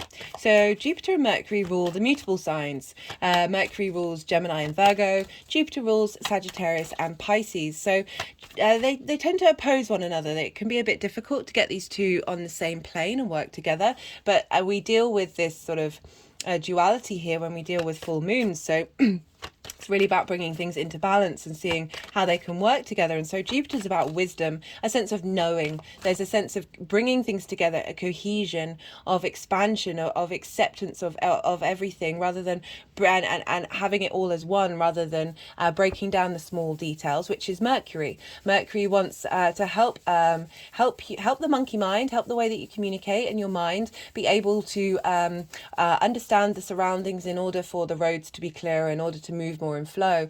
So we're getting details here about how to apply the wisdom that Jupiter's helping you integrate in the eighth house of your life. And Mercury's coming along and be like, okay, so how do I break this down? How do I then apply this in my day-to-day so I can have flow? So this is a really positive, beautiful conjunction that we're happening here. And I love how this is now when the moon is conjunct Mars. So before, the moon was in Gemini. Now the moon is in her own sign. So this is kind of where this stops. Because with the previous transit, the moon was in Gemini, which meant she's now really then talking back to Mercury, and it's starting the whole loop over again. With this one, the buck's stopping with moon, because Mercury and Jupiter are both in an Aries sign, which is ruled by Mars. Mars is in Cancer, which is the moon sign, and the moon is there as well. So really getting you to understand your emotional needs when it comes to your hopes and your dreams and how you're motivated to take action on them, as well as your emotional needs when it comes to what it is that you need from your groups, your friends and alliances, how you want to embody and nourish them back. But getting that feedback loop of really bringing into balance the eighth house of the give and take of your relationships, and not feeling resentful, not feeling hard done by, but really being at peace with it. And being able to raise that vibrational level, so you are in fact supported by the universe, and you are getting what your moon truly needs. The final aspect that we have is on the 30th of March, and this is when Mercury is going to be conjunct Vesta at 22 degrees. Vesta is an asteroid. She represents the half. She's one of the oldest archetypes of the feminine goddess in across the world, really. So the hearth, that means the fire, that you cook food, you have communities sit around and you keep warm. It's a very nourishing, nurturing, domestic space. And for her to move through Aries is very much tending to the flame, your own spiritual flame, of how to nourish that flame in terms of what you're getting and what you're giving out in your that exchange of resources. And so in a lot of traditions, so in the Greek time and the Roman time, the two avatars that nearly everyone would have in their home that represent a deity would be Mercury and would be Vesta. So Vesta's very much tending to the inner world, and Mercury's dealing with the outside world movement and also commerce, so like the day-to-day in the outside world, and being able to move freely and it be an exchange with others and share information. So these two energies know each other very well. They're very close companions. My hands have just gone over my heart chakra. They're like, just imagine two old friends are sitting down having a chat, saying, how can we integrate the inner and the outer world together? Vesta's been in Aries for a little while now, really helping you tend to that. And Mercury's coming along saying, okay, how do we integrate this internal work that you've been doing that's going to reflect out in the outside world? How do I communicate that with strength and autonomy, that Aries Mercury energy? At the same time, the moon will now be squaring this. So the moon's still in Cancer. I think it'll be around 25 degrees. This is a kind of a quick transit, but that energy is still very much present during this time. The moon will be in Cancer around 25 degrees. And so So that's really sort of bringing things into manifestation of what you've been tending, of really showing up your nourishment. You're being nourished in your groups and alliances based on this balance that you've come to find between the inner and the outer world. Because square is an aspect of Mars, which can bring about conflict, drama and frustration. So if these things come up, clock them, because it's getting you to really get in touch of what it is that you care about long term, and whether you want to engage in that drama or not, or just surrender to it and let it go. Or it's bringing about friction, which is bringing things into the 3D world of these energies together. At the same time, the moon is trine Neptune at 25 degrees of Pisces. And Pisces for you is in in your 7th house of one-to-one relationships. Saturn's just moved in there. I've done a Saturn series, so I recommend you check that out, because you've now got Saturn on one of the angular houses, 1st, 4th, 7th or 10th, which means it's a very potent energy. It's going to show up in your life quite strongly. And Neptune's been there since 2011. Really, Neptune for me is everything all at once. Of all the dimensions, all the possible ways in which time works, everything that is unseen and everything that is seen, and really blending the boundaries between the two. So a sense of fantasy, which can be seen as an illusion, but fantasies are great. It's great to dream big. It's great to think of the many possibilities of the universe, but it's being mindful of that delusional space that we can get into. But Saturn coming in here is giving structure and form and longevity to whatever plans and fantasies that you're setting in motion. And so the moon, your unconscious needs, tapping into Neptune at this time of really asking the moon to be able to communicate to Neptune what it is that you really, really, truly desire on a very soul-based level. There's also a lot going on with other planets on this day. At the same time, Venus will be conjunct Uranus in Taurus. This is your 9th house of big picture philosophies. This is how you map out the world, yourself in it, the universe, God, spirituality, moral space. It doesn't matter how you phrase it. It's just those big pictures of how you want the world to be, how you want yourself to be. And this is also, it's definitely a house of perspective. It's also linked into higher education, but in that sense of mastering something you've been studying for a while, as well as long distance travel, but that's more immersing yourself for a long-ish period of time in an environment that you are unfamiliar with in order to broaden your perspective. So Venus conjunct Uranus. So you've had some shakes up. I've done a transit talk on this, so I've also pulled cards, so do go check those out. That Venus coming along with Uranus. Uranus is the oddball of the universe, really wanting you to accept that you are authentically different, and be okay with it, and not even care. And Venus is coming along and really helping you think uniquely about your big picture philosophies, and come in with like really maverick, inspirational, innovative ways of having thinking about the world and thinking about how you find yourself in it. And Venus is coming along and basically harmonizing all of that. That Venus transit's very powerful. It's activating all of the eclipse points that we had last year. I really recommend checking that one out.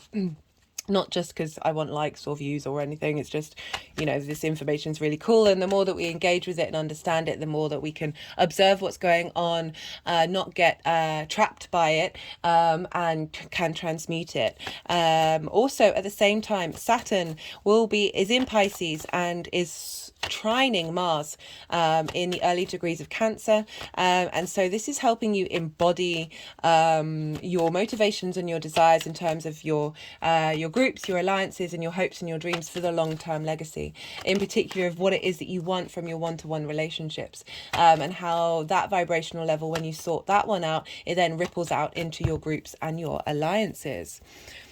So those are all the aspects that are going on. I'm just going to shuffle for a bit longer because I feel like there's some other cards that want to come out, so I might be a bit quiet. Do bear with me. This is all part of the process.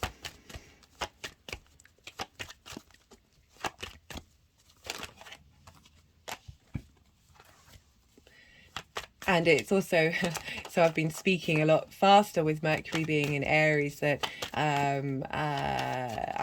going pretty much at the speed of light. Certainly how I've been talking in the past, especially during that Mercury in Pisces transit, that rather getting through all the aspects a little quicker than it usually would be in order to get the cards out.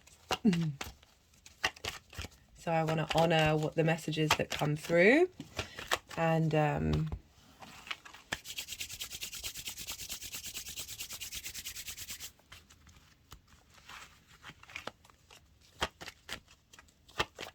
I want to leave you guys shortchanged. Okay, right, so let's see where these all want to go.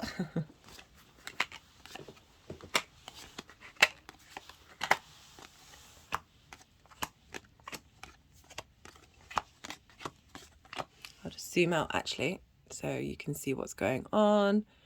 And then I'll zoom back in.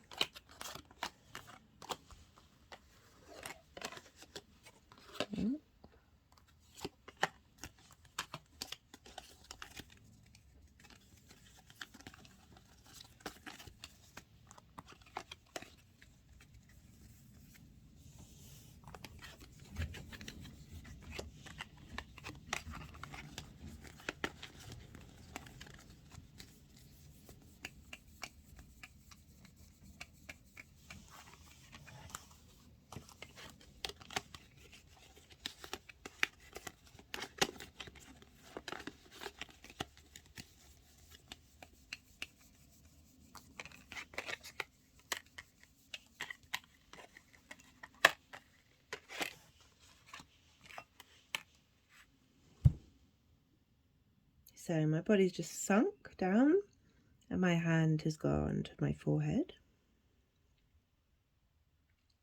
And that was the response of the Judgment card with the Hermit card. The Hermit card is the Virgo card.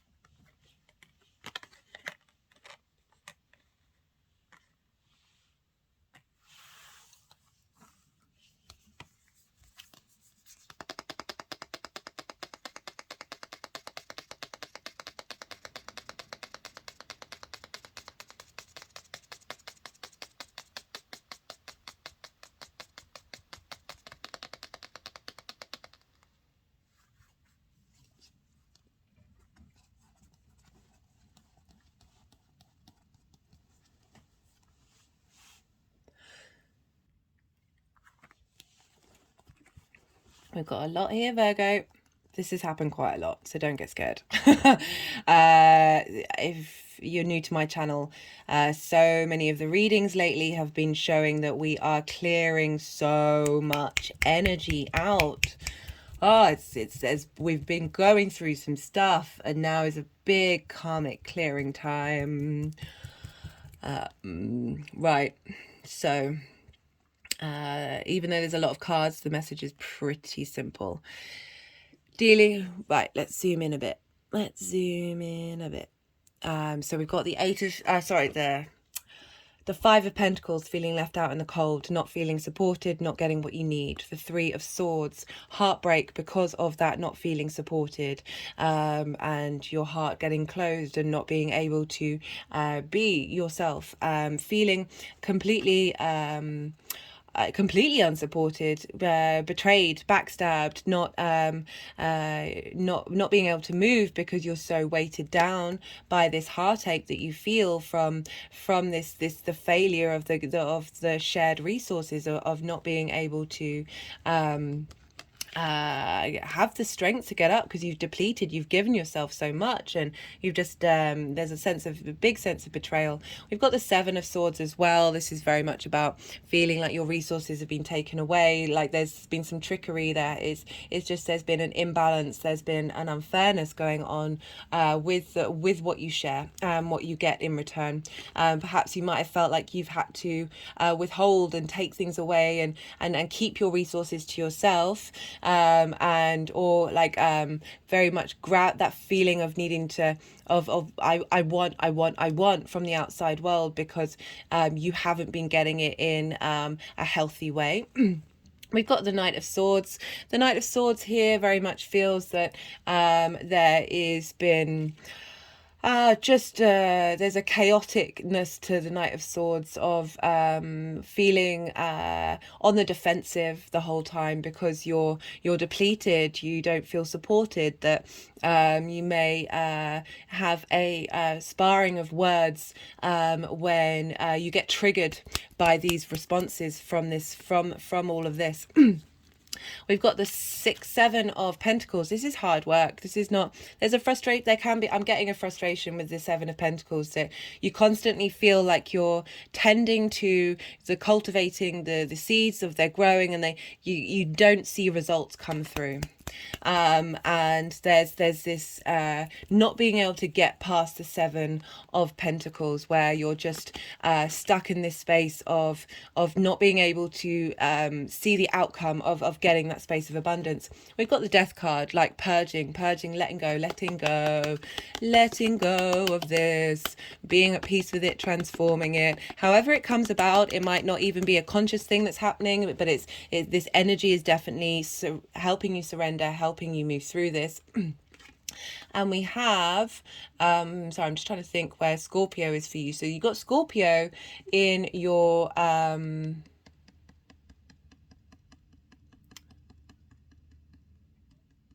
sorry, my mind just went blank. What I thought it was to start off with is, right, it's your 3rd house of your communication and your local community. And you've had eclipses there as well that have been purifying and crystallizing it. How you communicate, and how you are in your local community, which is, you know, the Death card is the Scorpio card, which is why I'm bringing it up, because I feel like that's been part of the process. And for the energy moving, like Mercury moving through this space, is you've been through some choppy times. You're now moving to a new location, or it doesn't have to be a physical location. It can be a mental location, an energetic location. With the 6 of Swords, this is bringing what you need that's tried and tested, and being very you know what you want now. There's a clarity here. But it's more the movement, the momentum that I'm getting with this card of going to a new land with this new mental space, clearing out a lot of this stuff, and just having a real sense of clarity. I'm really getting clarity. Look, the waters are very still and very crystal clear. You're not dealing with all this confusion of all this trauma and this karma that's very much linked into this uncertainty here. That there's as I said, I could say clarity 5 more times, but I won't. So we have is there another card there? No, it just feels like there is. We have for the conjunction with Chiron. This is about clearing wounds and transmuting that energy. And I love this combination of cards. Actually, we've got the Hermit card, we've got you.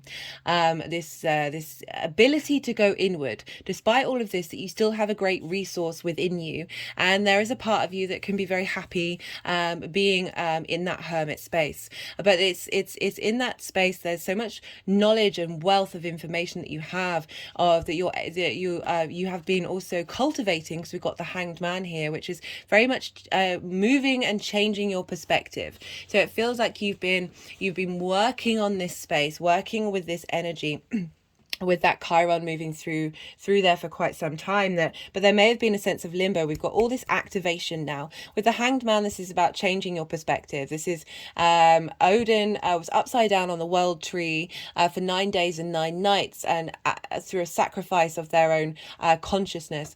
And in the end result, Odin received the wisdom of the runes, so receiving this divine inspiration.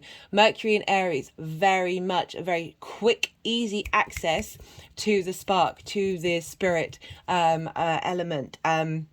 And what I love about this is that you've got the Judgment card of sort of crowning this energy, that you've transmuted this, you've received the wisdom, you've understood what's going on, and you've been able to cultivate each part of who you are, and essentially you're leveling up, you're ascending to a new vibrational level that is about, and you're bringing that ascension level into the outside world, and what the feedback loop that you're getting from it, having the details of understanding what those wounds are, and being able to then apply that to that salve. Mercury is a healer, and apply that salve to the wounds of Chiron, to help bring about this raising up.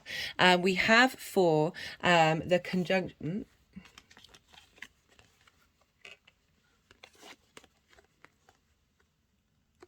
We have for the conjunction with Mercury and Jupiter, interesting combination, the Ace of Cups, renewal, but after having gone through all this, All of this? Oh my God.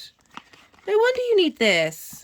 And this. Well, no wonder this is coming through, this clearing out, this renewal and this new sense of passion, this new pages of heralding in new creativity, new inspiration. You've got the Ace of Cups of being able to emotionally connect to that and really embody this new space, this new journey that you've been, this resurrection that you've been on, with a deep sense of wisdom, but a playfulness. We've got a page here. There's this very useful energy of really being able to sort of shake off the constructs that we've already been in, the past that we've been in, and really being able to have this very fresh eyes look at the world and want to engage with it, go on adventures. The ones are very there's a need for movement, there's a need for a play here with the Page of Wands. And we have for Mercury conjunct Vesta, be your own guru. This is really being, there's a commitment here with the Hierophant of committing to your own internal strength, being able to share the wisdom that you have learnt, being able to be in receipt of your community. So the Hierophant is very much linked into the community structure it's usually linked into book religions. This is, the Pope, but it's more about so I'm getting the community because of the eighth house of shared resources, of being in that state of just really being very sure of yourself in that space, and having that because the end energy is the Nine of Pentacles. I love this. This is very independent energy, having made the right decisions, you from good foundations, you've been able to take actions with the material world, that give and take of the shared resources that support you and your longevity in order to get you to this state of abundance, to be able to just hang out. How this can manifest however you want it, but hang out in your garden and talk to the birds, but really being very real with yourself, and real with the reality, and real getting to the true core of you and how you give, rather than all of this pain at what other people aren't doing. You've been focusing on yourself. And that is really setting you up to move forward. I love this energy for you, Virgo. Right, so I'm going to pull some clarification cards. This is from the numerology deck. We're going to see what comes out. And then we've got a couple of other decks that I'm going to pull from. The energies might then want to move all the cards around to tell a story. They've really, so as I've been doing this channel, they're really starting to behave in the way that they behave with me when I do my own readings for myself. Is they'll move the cards around, they'll basically want the whole deck in order to just tell a story, and then they'll just, when they move the cards around, they're kind of like they're clearing that energy, they're working magic. Like sometimes, anyway, I won't say that out loud. Synchronicities. I've just gone over my heart chakra. I'm going to zoom out now. So you can see where they put the cards and what it is that they want to do.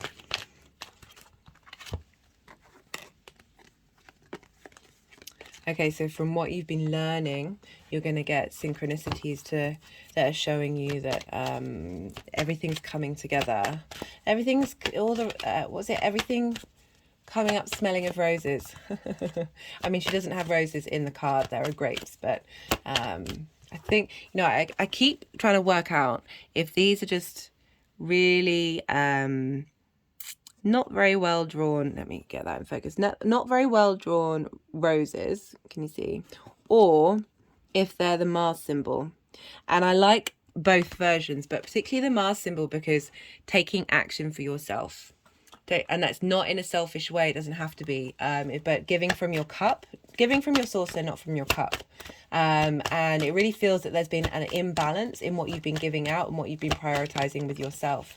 And sometimes when we can do that, we can sort of lean a bit more into like really shutting everybody out and being a bit cold and a bit, our hearts are closed off. You know, it's not surprising. You've got the Three of Swords come up, that we close ourselves off and we don't feel like we can be generous. And this is really getting you that back into balance, where once you start to tend to your own needs, and open up that space and stop feeling and that pain and that trauma linked into maybe giving too much of yourself, or being too intimate, or being too vulnerable, and just feeling like you've been taken advantage of, that closes you off, that, you know, you really feel like you're moving, you're working through that, and you're moving to that space of, yes, prioritizing yourself, but also realizing that we are in a state of abundance, and we are able to share, we are able to give, we are able to support the people around us, our loved ones, and the universe at large. Right. Ay, ay, ay.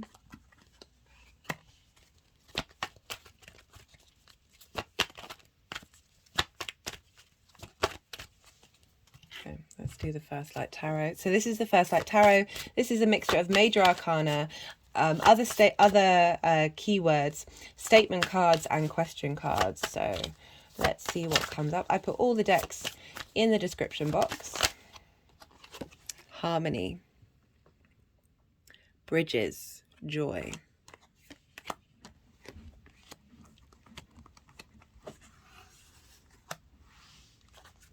I really like the mention that cards come out for others, that the word bridges really keeps screaming at me, because we're, as I've said so many times in so many of these readings, this is a big karmic clearing time, absolutely huge, that the things that we think are ours, the things, the behaviors, the responses, the thoughts, the events that happen to us, so much of it is linked into not only our own trauma that's mirrored in our natal chart, our lineage, our ancestors, our family, the collective consciousness, our past lives, our galactic lives, the universe. The human body is so utterly magical that it has the capacity to transmute that energy, and when we do transmute that energy, we're clearing the energy from the past. This is why I focus so much on the inner work, because the more that we do that, it's not selfish in any way, shape or form. The more we do that, we are facilitating the bridges in all the dimensions, in all the timelines, and we are connecting them all with joy, and with bringing that self-love, that ability to transmute that energy. And this card was in the Sun in Aries video. I also reread the description in the part 1 introduction. I really recommend it, of this beautiful energy coming through once we do that inner work. Woo!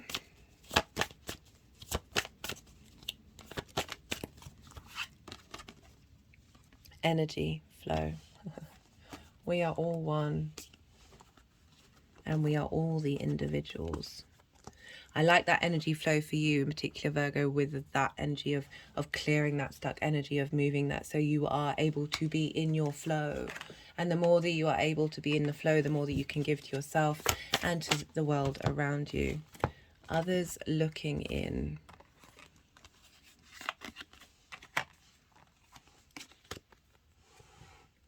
Okay, so I'm getting that as all the different parts of you, and all the different timelines, all the different past energies, the karmic energies. They are looking in, and they are cheering the resurrection, the raising up of your energy. And in particular, that you're not needing, you know, if we're looking at this in another way, of that shared resources, that you can release that other energy. So that's a stone linked into Virgo. I'll put it in the description box. It came up for, who did it come up for?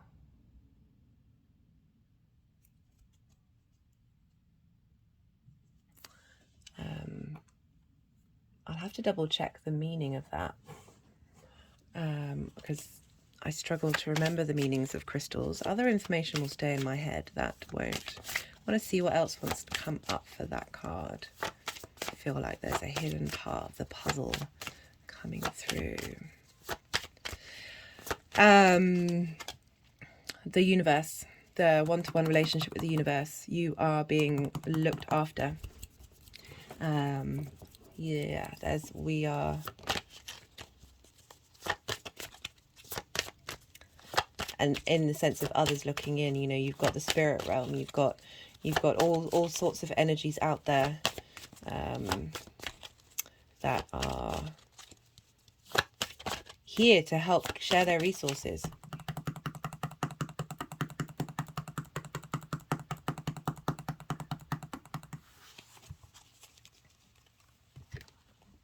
Right, let's pull some cards from the Oracle of the Rising Sun.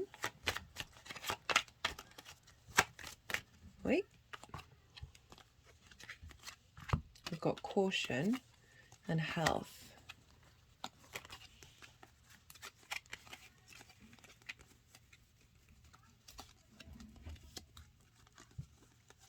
You've been very cautious. This is Mercury in Virgo.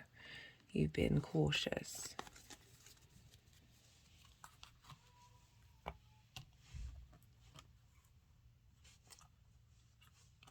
And we've got health. Sun in Virgo. Lots of Virgo energy coming in. Energetic health transference. Clearing that out. Clearing that out. Just had an energetic release. Yeah, Virgos can tend to be, one of the phrases for Virgo is being of service, and that can lead to a lot of issues. And yeah, getting the sense of that healing that you've done for others coming back to you. So my hands were just patting on my cheeks and then the third eye.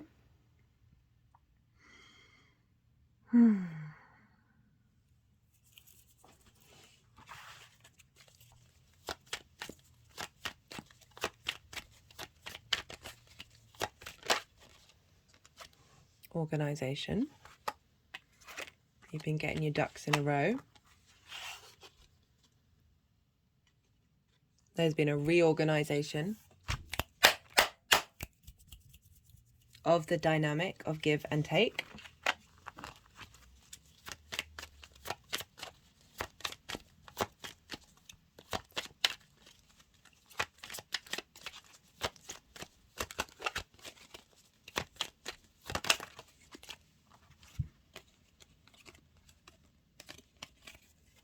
I didn't want them. Sometimes I do, sometimes I don't. This is a very slippy deck, this one. Concentration.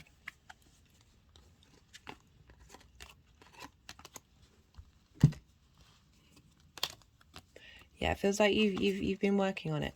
You've been getting your ducks in a row.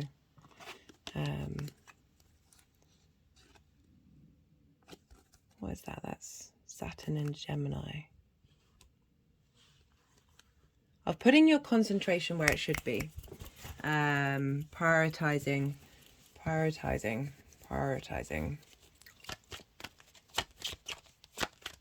I've been very repetitive today. Saying the same word over and over again.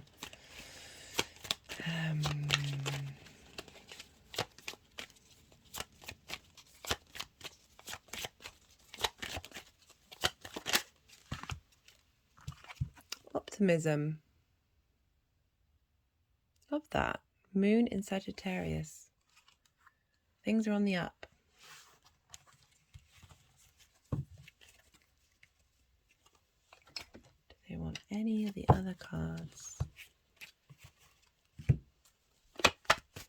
Let's go back to the numerology deck. See what final cards want to come out.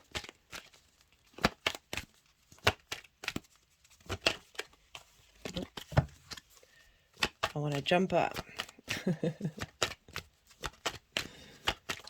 Every time I sort of say that I've got a demand. for the cards. They're like, nah, we won't come out. I've got Aries in my 9th house. So my relationship with God, the universe, is feisty, and they're feisty back. I love it though. Whoa. Okay. We did get one. We did get a jumper. We got spiritual partnership. I love this. You've also got Saturn in your 7th house. What's going on in Aries is having an impact with what's going on in Saturn. But I do feel that, you know, this give and take with the universe and the give and take with the outside world is really shifting gears and coming into harmony for sure.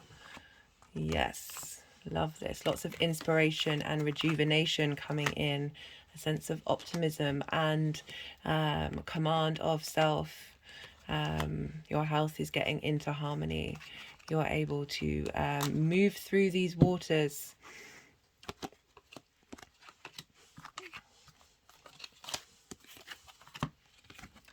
Another thing that was coming through when I just saw that, others looking in, that the universe has been aware of that imbalance and is now getting it in line.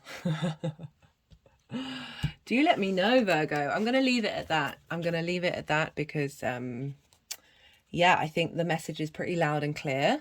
Thank you so much for watching. I really do appreciate the energy transfer. I just feel nice inside. And yeah, I'd love to hear from you, but obviously I appreciate that's a vulnerable experience, but I would love to hear if this resonated. And yeah, be well out there, Virgo. And yeah. Oh, thank you so much for being here.